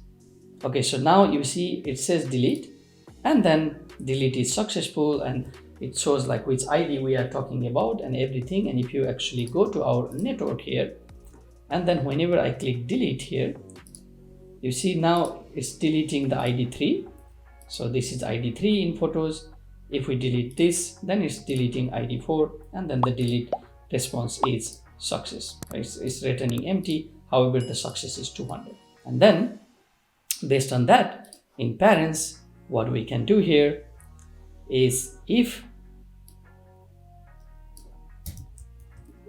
what we can do, we can say if res.status, if res.status is 200, we just want alert deleted. So now let's go here, let's refresh this. Now if I delete this, and it says it's deleted. All right, so we also did deleting, and then the same way you can also do handle, update, and you can create new thing and so on. So that part is also done.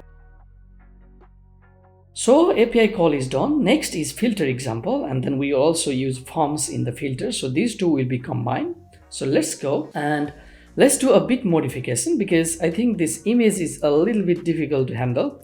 I didn't know that, but let's go and let's do post. Okay, so because I think it's easier to filter with post, or actually not even post. I think it's easier to filter with users. So let's go to users now, and then instead of this photos loading, user loading, and then again let's create this user loading, and then this Axios, let's completely start from scratch, and user, get user, and update the state. And obviously we don't want to handle any remove or anything, so that's good. So this photo loading can be user loading, and then we don't have photos, we actually have users, and then this will be user. So let's go now here, and then in the card let's change it. So we have ID, name, and username and email. That's all we will be dealing with. So we have ID, name, username, email, and then name, username, email. That's all we want. We even don't need on remove. And then let's take this button away. So now here at 6, so first one, we want to write the name of the user. Actually, why to do that? Let's do p tag. So we have name, and that will be name, and similarly we have username, email. All right, so username, and then we have email,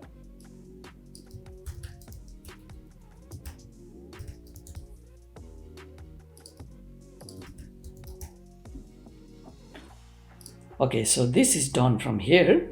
However, we need to also pass that in key here. So we don't have photo, we have user.id, and then whatever we have from user, and then let's take this away.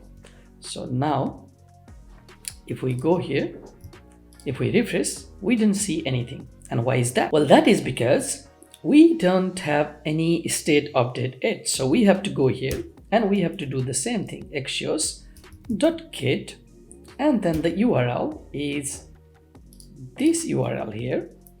So, and then .then, and then response, and we want to also do set users, and then that will be response.data, and then the same logic here, set user loading true in the beginning, and then here after this we want to do it false, and then we also have .then, and then no, we want to catch any error in API call, and that will be error here, and then we are doing the same thing, and then we are changing this obviously to false.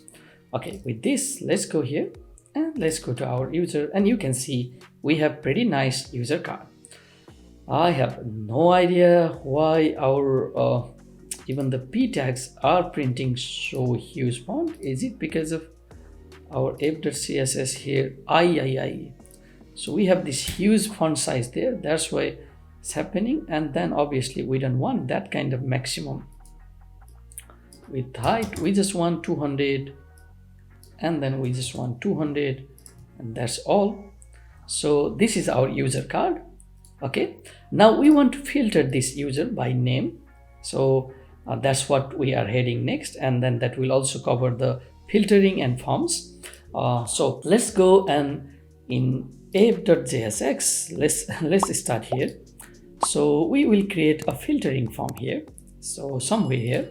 Okay, so this is filtering logic, and then let's just create it in one line. Okay, so now let's have a filter thing. So let's create a form. Okay, we can give this form ID anything and so on.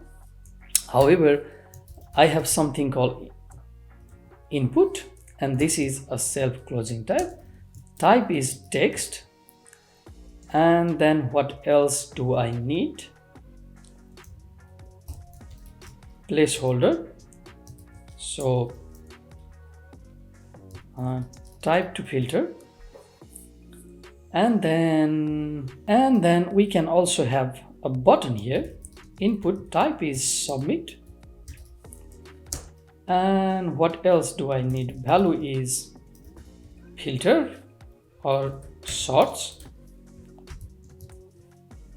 Well, for now let's just do this much. Okay, so we have this input tag here, and the idea is every time we write something, and then if we click submit, or actually, yeah, if we click sorts, then it should filter our list and then only show the value matching that. So we have this type here, and again, I'm not going to style this because why to do that? The idea is to show you the functionality today. So now when we type, nothing happens. So first thing first, because we need to know what are we typing, so we need to save some value there. So let's go here and source payload state. So let's go and let's do it's empty like this. So it's an empty string, and then what we need to do is we want to do something, handle input sorts. So that means every time we type something, it needs to handle, and then here we can do on change. Remember, that's what I was talking you about. We have all these on change, on click, everything in HTML and CSS and JavaScript. We had to add event listener, but this we already have here in React. And then we can say handle sorts keyword. So so now this function here, we can just say const, and this is a function, and this function gets event, and then now we can just write something here. Let's see event. So if I just go here and if I just say event.target.value, I go here and let's go to console, And if I type here my name, you see, okay, that's not my name. You see, I get like event and then I get whatever I type. So we have that. However, all we want to do is we want to set source keyword, and then we want to have event.target.value. So that way we already have whatever we are searching it. Obviously, we are not filtering it on type. That is also something we can do in the next step. But now let's try to do, because this way we will have the form handling. I'm dealing now with only one input, but in future you can have multiple input, text area and everything. And I already have another video here where there is search bar filter. Also, there are multiple forms and everything. So if you want to go in detail, there are those. But for this, it's enough with one because that's the concept. So, and then here we have type on submit. And then here I can give on submit and then handle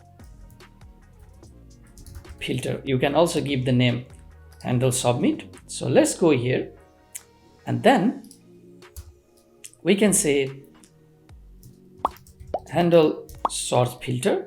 So we don't need to give any argument here.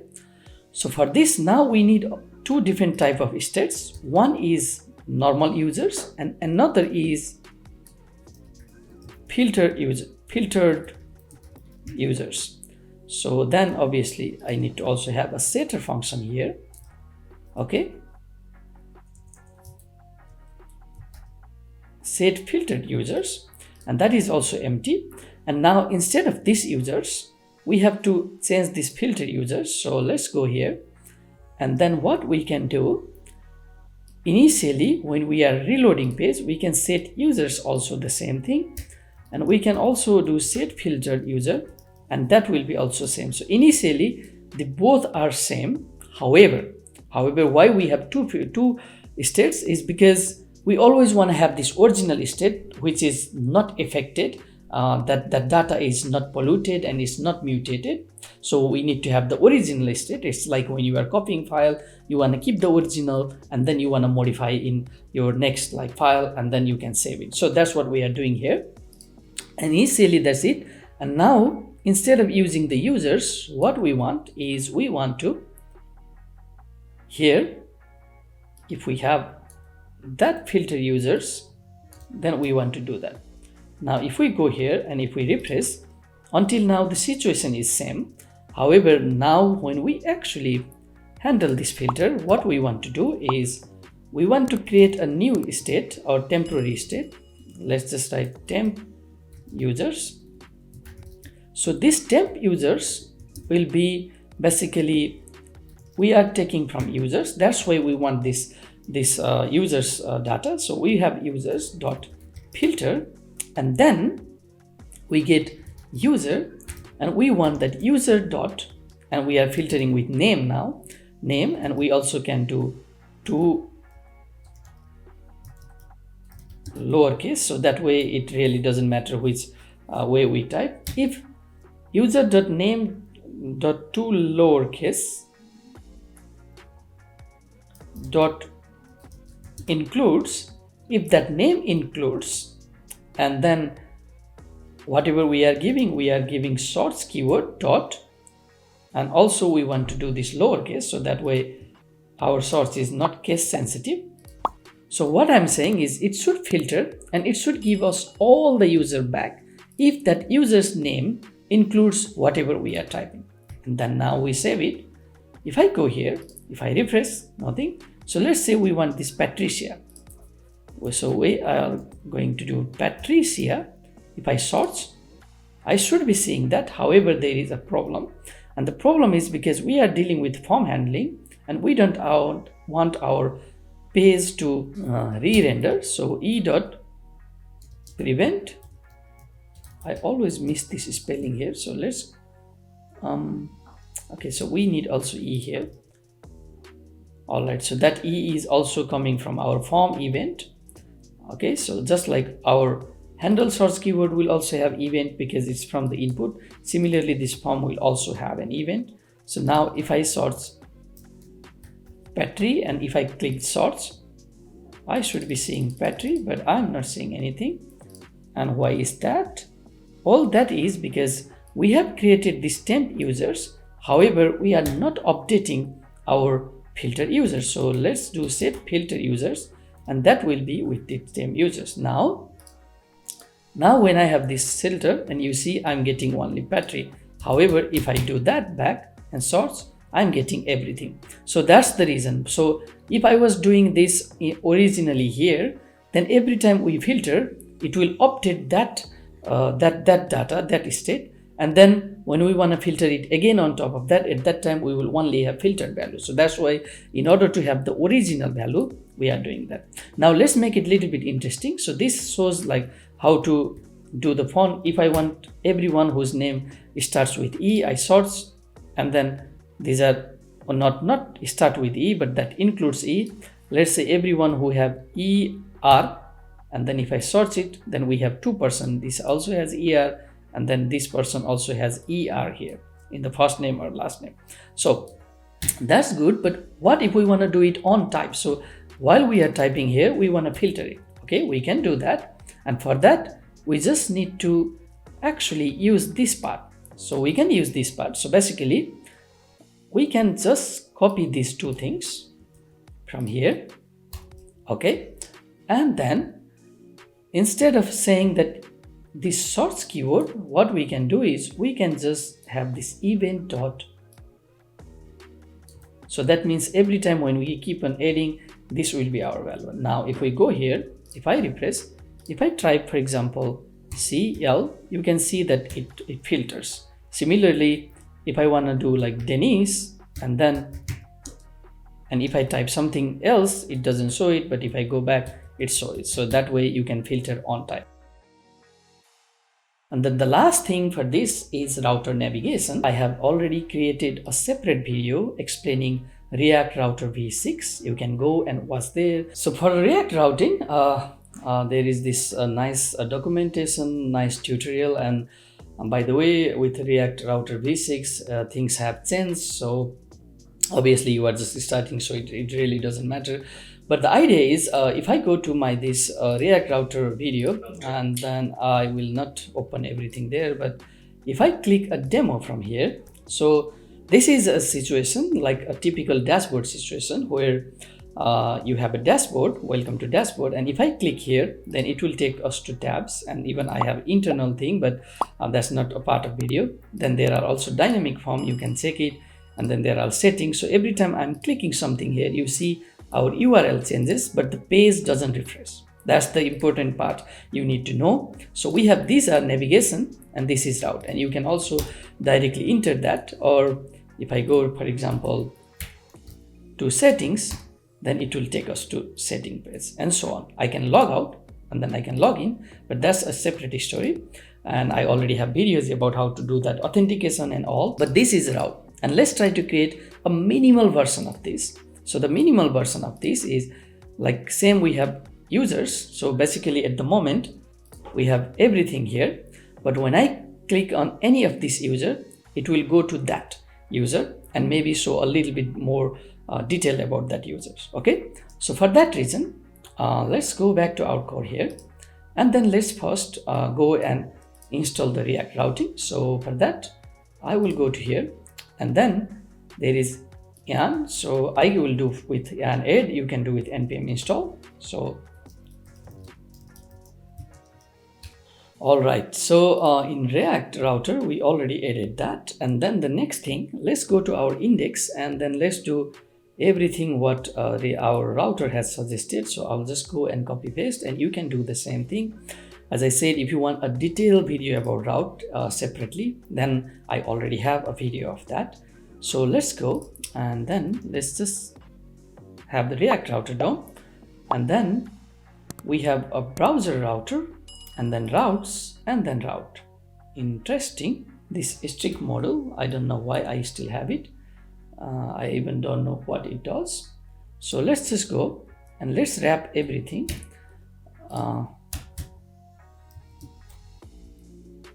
And then I will copy that, and then I will wrap our application with this browser routes and routes. I think that's not enough, because you see we cannot call something called f here. So inside routes we have different routes. So let's copy this again, and then let's go here, and then we also need, okay, route has no corresponding closing tag. Okay, let's do that, and then that's good. Okay, so but the thing is we also want a children element or such, and that's why we want to transfer that anyway. So now I will take that away, and if I go here, and then let's see what happens. If I refresh, we are getting everything as it is. So now if I go here and say name, it will probably not find, because it says there is no route that is matching name, and that means our routes are taking their control. That's good. So the next thing is we also want to have a children. So what we want is when we do slash, and then obviously in real case we should be showing users only when we have like slash users, and then when we have users ID we will be showing about only that user. But at the moment all we do is when we have any user ID, then we will render only that user. Otherwise we will show all the users in our main home page. So that way, instead of doing that, you remember we can always either self close it, or we can wrap something, and we can do that. And now comes our children principle. So here we will be rendering children, and children can be the same principle as parents. Okay, so let's close this, and then again when the path is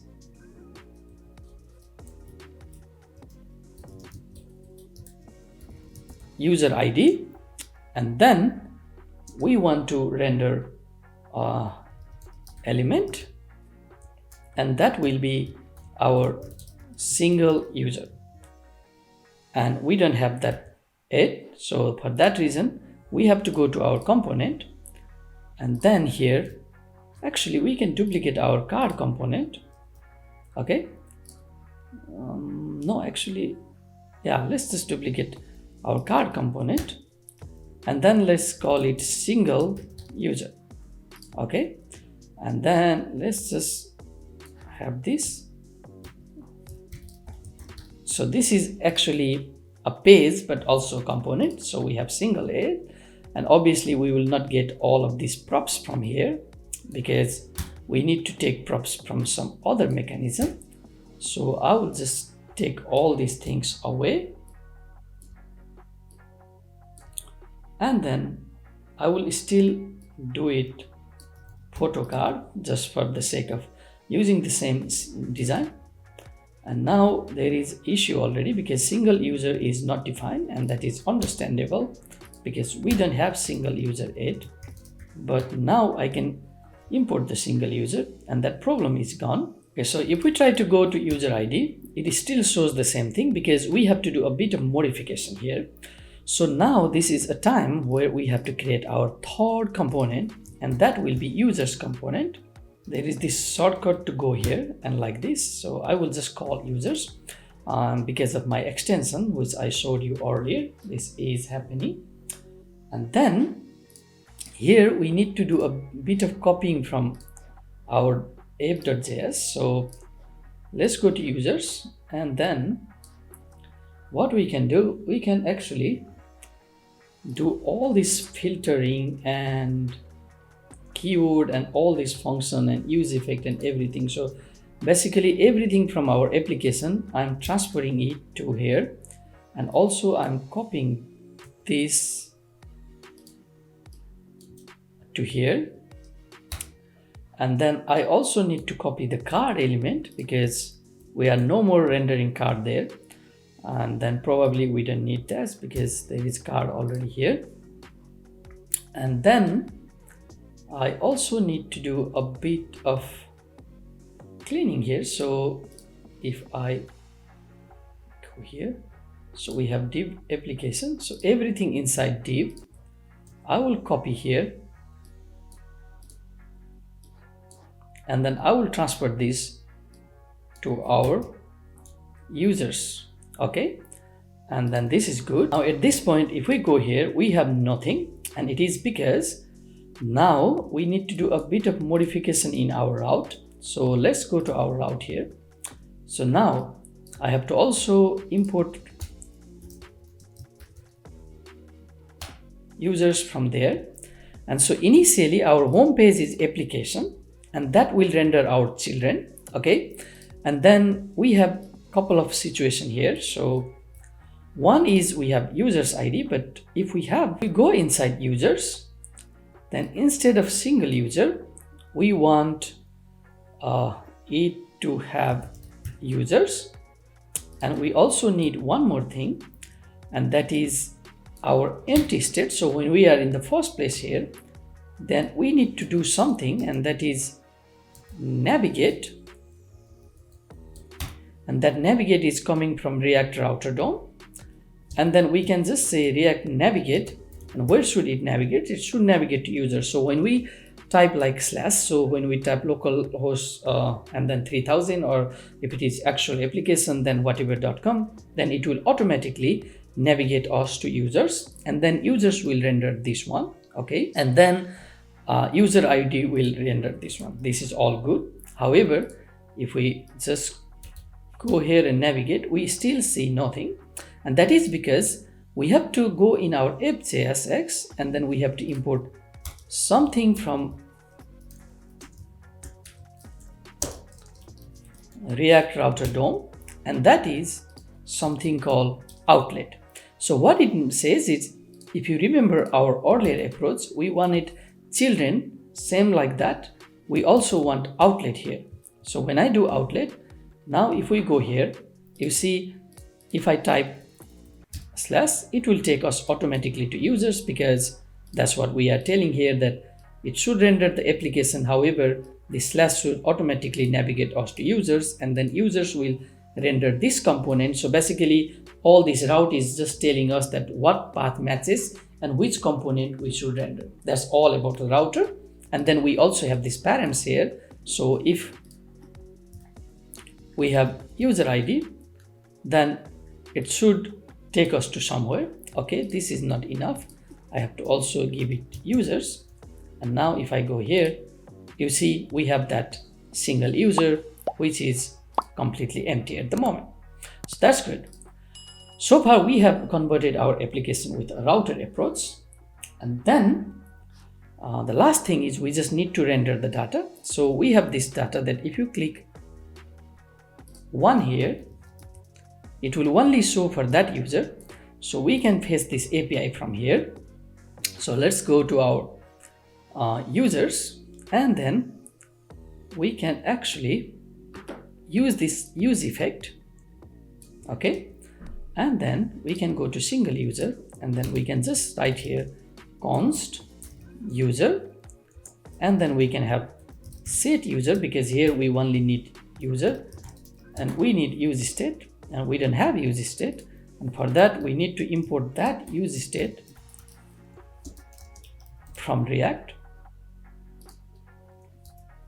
not from React but from React. Okay, so we have set user, and then initially we can just give empty object. Okay, and however here we can have useEffect call to get user, and then here slash, and then we can give the user ID, and then we don't need to do any loading here, we don't need any loading here, and we also don't need anything here, and then set user, and then that is rest of data.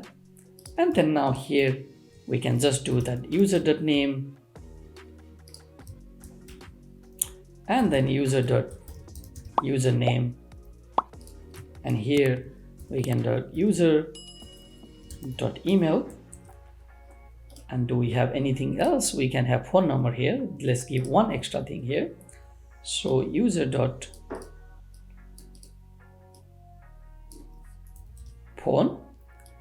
and then this can be phone. All right, so now when we are here, it says that we have problems. So useEffect is not defined, Axios is not defined. Okay, that's understandable. So we need useEffect, and also we need Axios from Axios. Now when we refresh, we are already getting the user's name, user phone number, and everything. And that is because we are automatically getting it for 1. However, it should not work like this. If we get 1, we should get for 1. But if we send 2, we should get it for 2. Just like here, if you do it 2, we get this for Erwin. However, in our case, we are getting the same data. And that is where we will now have one more thing from React Router DOM. And that is also using their hook. So React Router DOM, and that is use params. So we can use the same thing. And then we can just say params. And we can say use params. And then we can just do the same thing here. Okay, so now if we go to params, you can see that we are getting user ID and we are getting 2. Okay, so how are we getting that?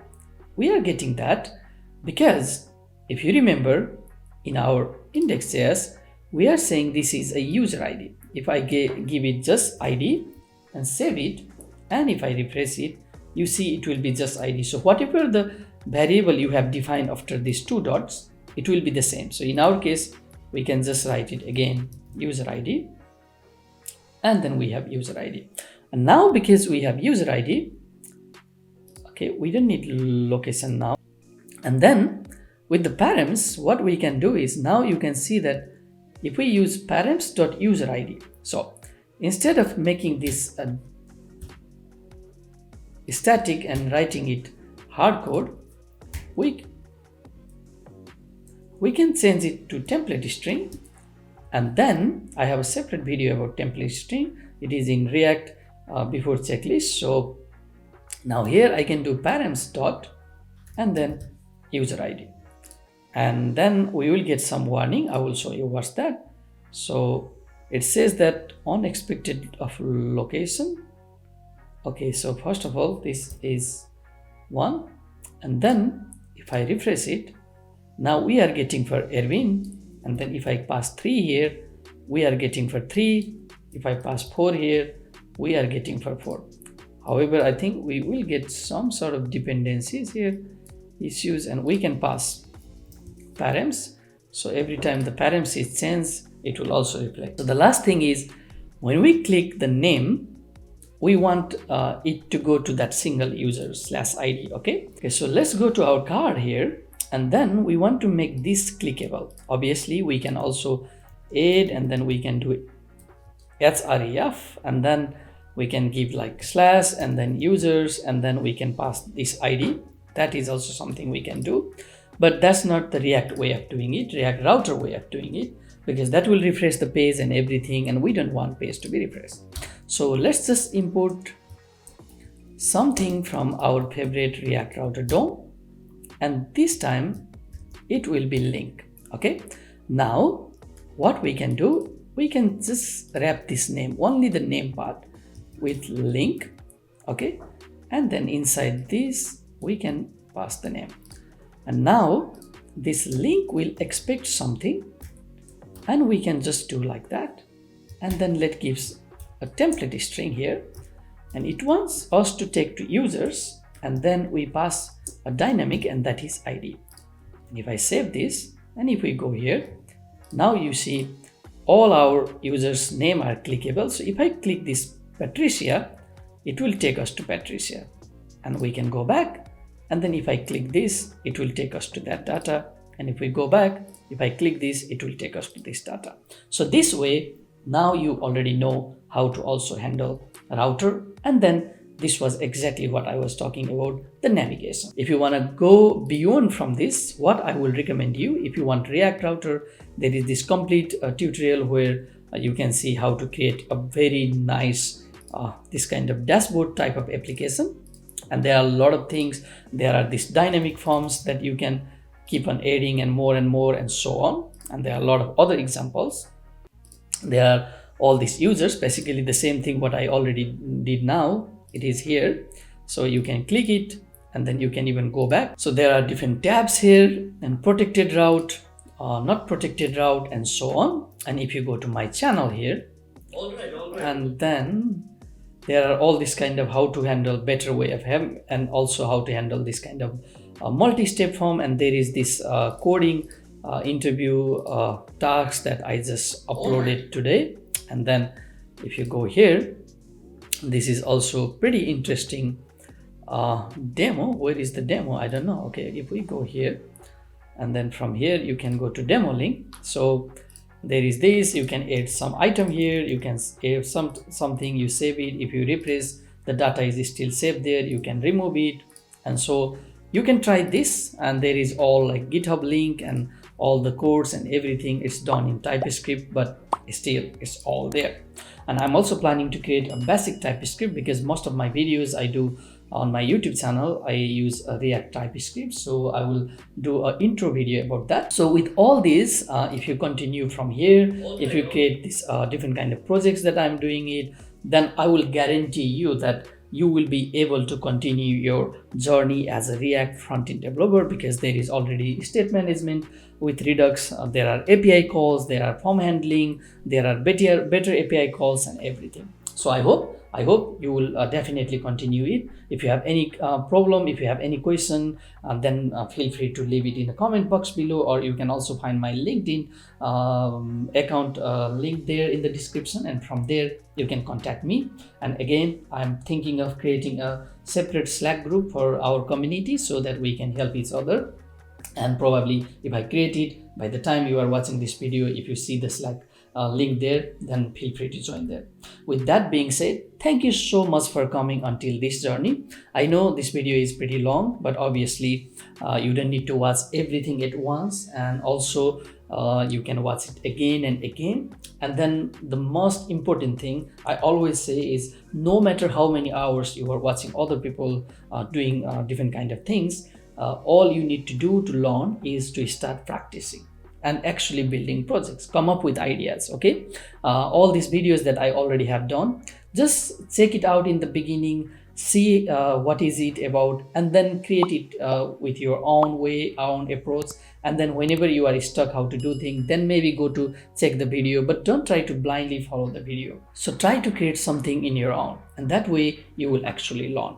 And I think this is all you need to know for the basic of React. After this, it's all about you creating project, you trying different kind of things, you trying to Google a lot of things that you need in your project, and that way you can actually develop. In future, I'm planning to release more videos such as a Node, a Socket, Mont, Stack with MongoDB, Node and React and everything. As well as I also create a lot of videos, they are basically work related. So if I experience some problem at my work, and if I solve it, then I will share that with you. So if all this sounds great, then feel free to share this with your friend who is learning React, who is planning to do web development course, and also subscribe, comment it out. That way I know that you are watching and what you are feeling it. All of these things actually motivates me to create another video. With that being said, thank you so much for this, and I will see you in another video. Until then, happy coding. Bye bye.